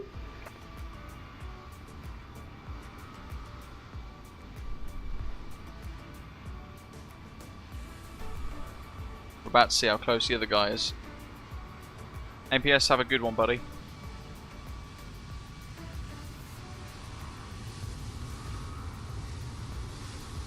The other one's disappeared.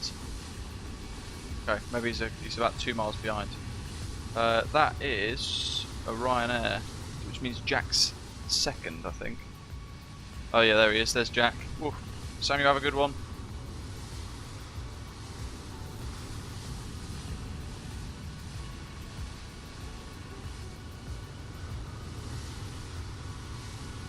George, no, you don't have to turn the battery on. Just press and hold the menu icon, and it'll activate the settings within it without you having to turn in any system power on.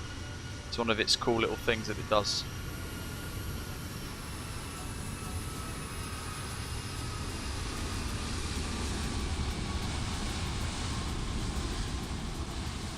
Oh, Michael O'Leary is not going to be pleased.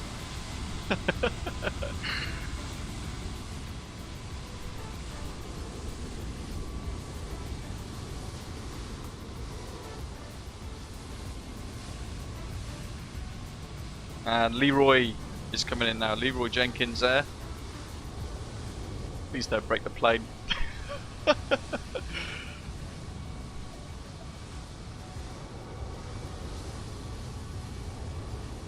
As long as you can do something called land after on VATSIM, this sort of thing really, where you can look at the aircraft about to vacate and you can decide to land anyway, which you could probably get away with in some airports and destinations on Unicorn.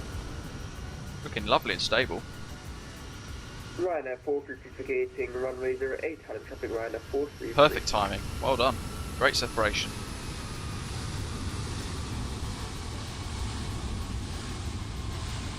Oh, look at that. Fantastic landing. That looked really good. Talon traffic, Oscar 340, taxi to gate 19, Talon.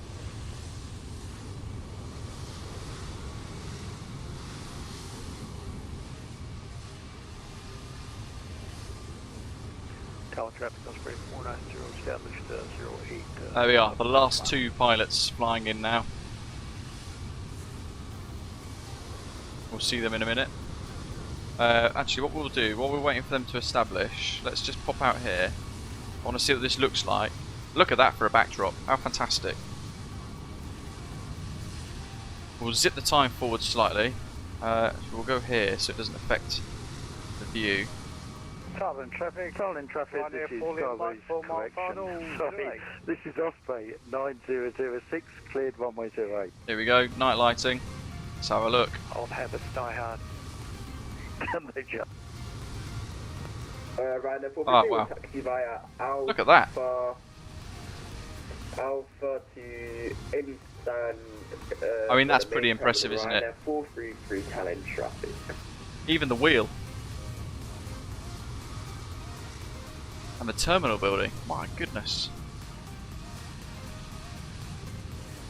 I mean, that is actually quite impressive. Even the cityscape, look, as a background. The other side as well, the more sort of military side apron, cargo and things, a bit darker as you would expect. Jan, have a good one. Oof.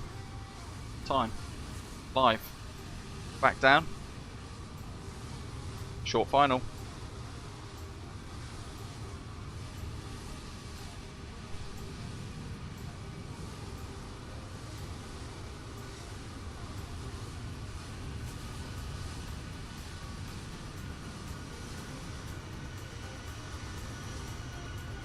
Tallinnn traffic, Osprey 490, 5 mile final, 08.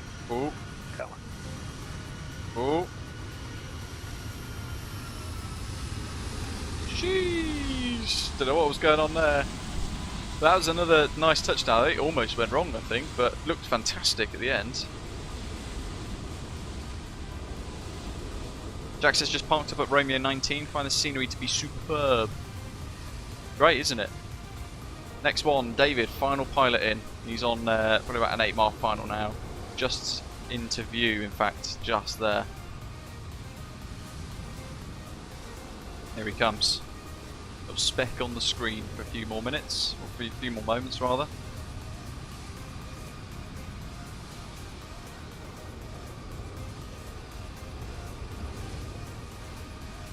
Thank you to everybody who's hit the like button so far today. It's great to see so many of you tuning in, enjoying the stream as well, giving us a little thumbs up. He's going for a Kandahar style assault approach. Spoilers deployed, full flap, nose down. Reverse thrust, C-17, reverse thrust in flight. Foxtrot, taxiing via Alpha to the bay.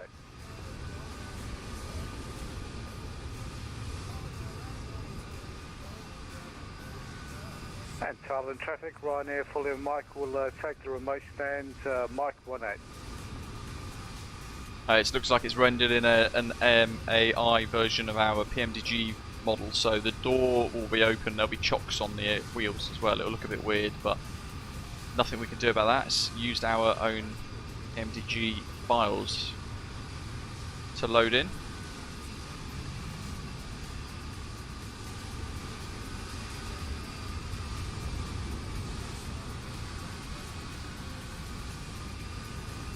That looked really good.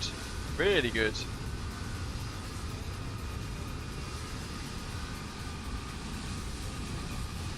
Should we go and have a look at those chimneys real quick whilst everybody taxis in? There you are, drone cam 100. Let's follow the road. So these are included in the scenery.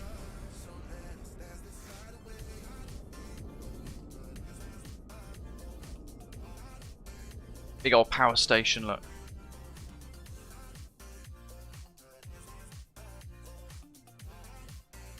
That looks so good.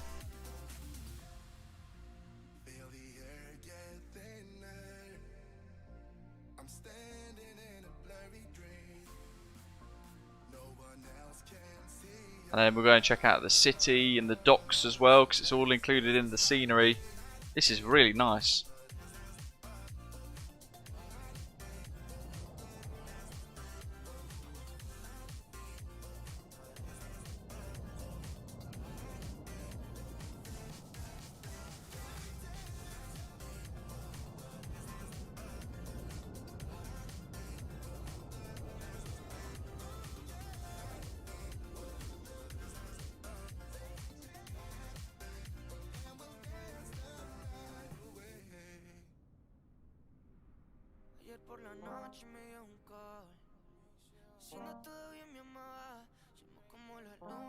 On approach we had that, look at that, that looks really good. Custom little city centre there and all the houses and buildings.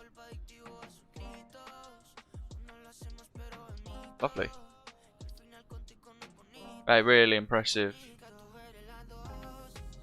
We've got the main city centre area as well there.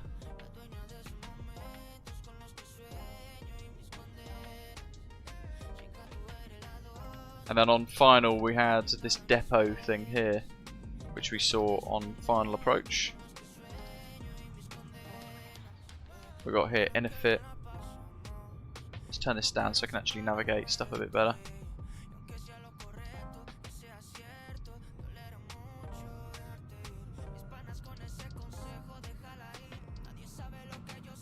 Hey, look at that! It's got like the window view thing where, depending on where you are, the actual view changes on the windows.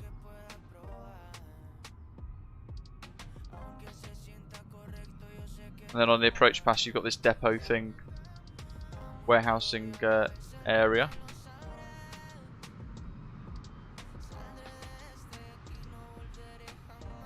Oh, look at that for a backdrop. It looks great, doesn't it? I don't have a favourite flight path photo in Alloy, to be fair.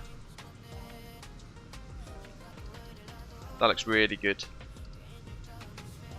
I love the Sky Park with the Ferris wheel. I think we should probably have a little look around the terminal a bit better.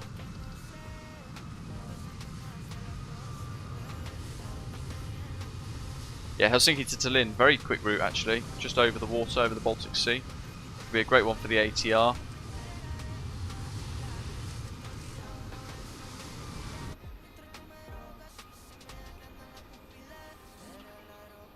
There we are.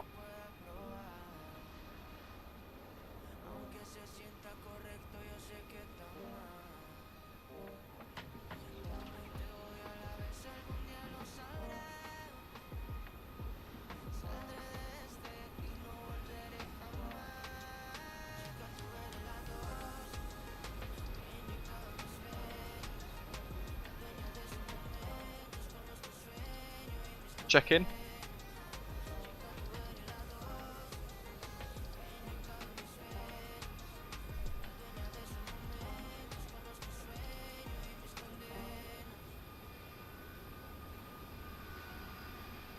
Pretty cool. Lots of AC/DC shirts. Let's have a look, see what this looks like at night as well. We wind the time forwards a tad. Curious.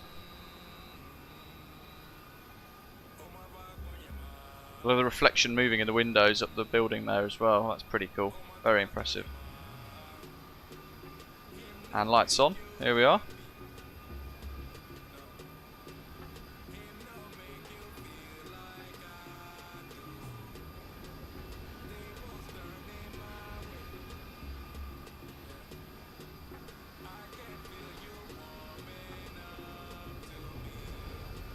Back to daylight.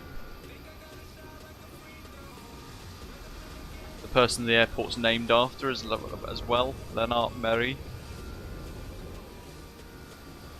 Self-checking currency exchange arrivals. We want to go to departures first, don't we? Which is this way.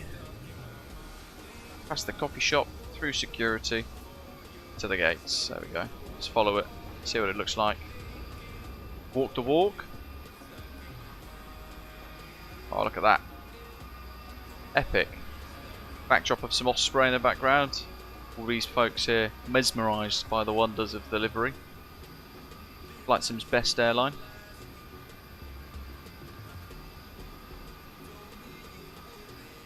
Zip through that, smash past her.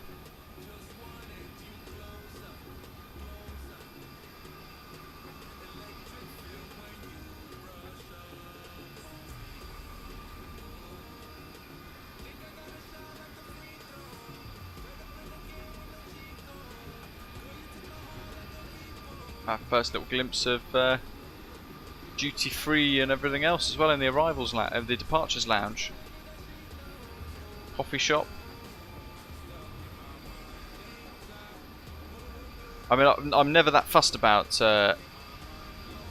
things like interiors, but I find if they do it properly and they do it right, it always looks really quite good, providing it's optimised well as well. And yeah, you know what? This looks fantastic. I want to see what the arrivals area looks like as well. Just smash through the roof. About the 8884, 8885 on final runway 08. Trying to smash through here. That's... There we are. Right, let's find arrivals. Oh wow, look.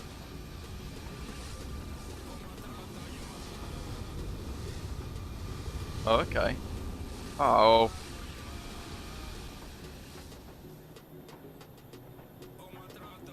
That's pretty cool. I want to see what's down here. Ah, it keeps sending us back out. Ooh. Okay, right. Let's just go to arrivals. Lots of operators up here. BACE, SAS, Air Baltic, EasyJet, Nordica. All labelled. And you've got everybody waiting for the arrivals lounge. We'll go through the no entry.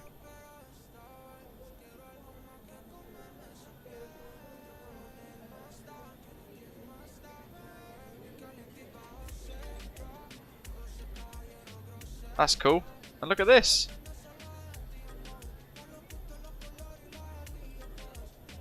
That's proper funky. I like that.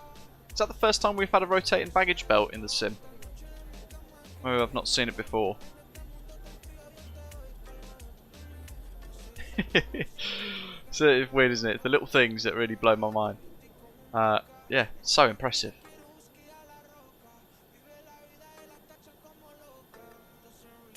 It's for naturally all the arriving Osprey flights, of course. I haven't seen the new one actually.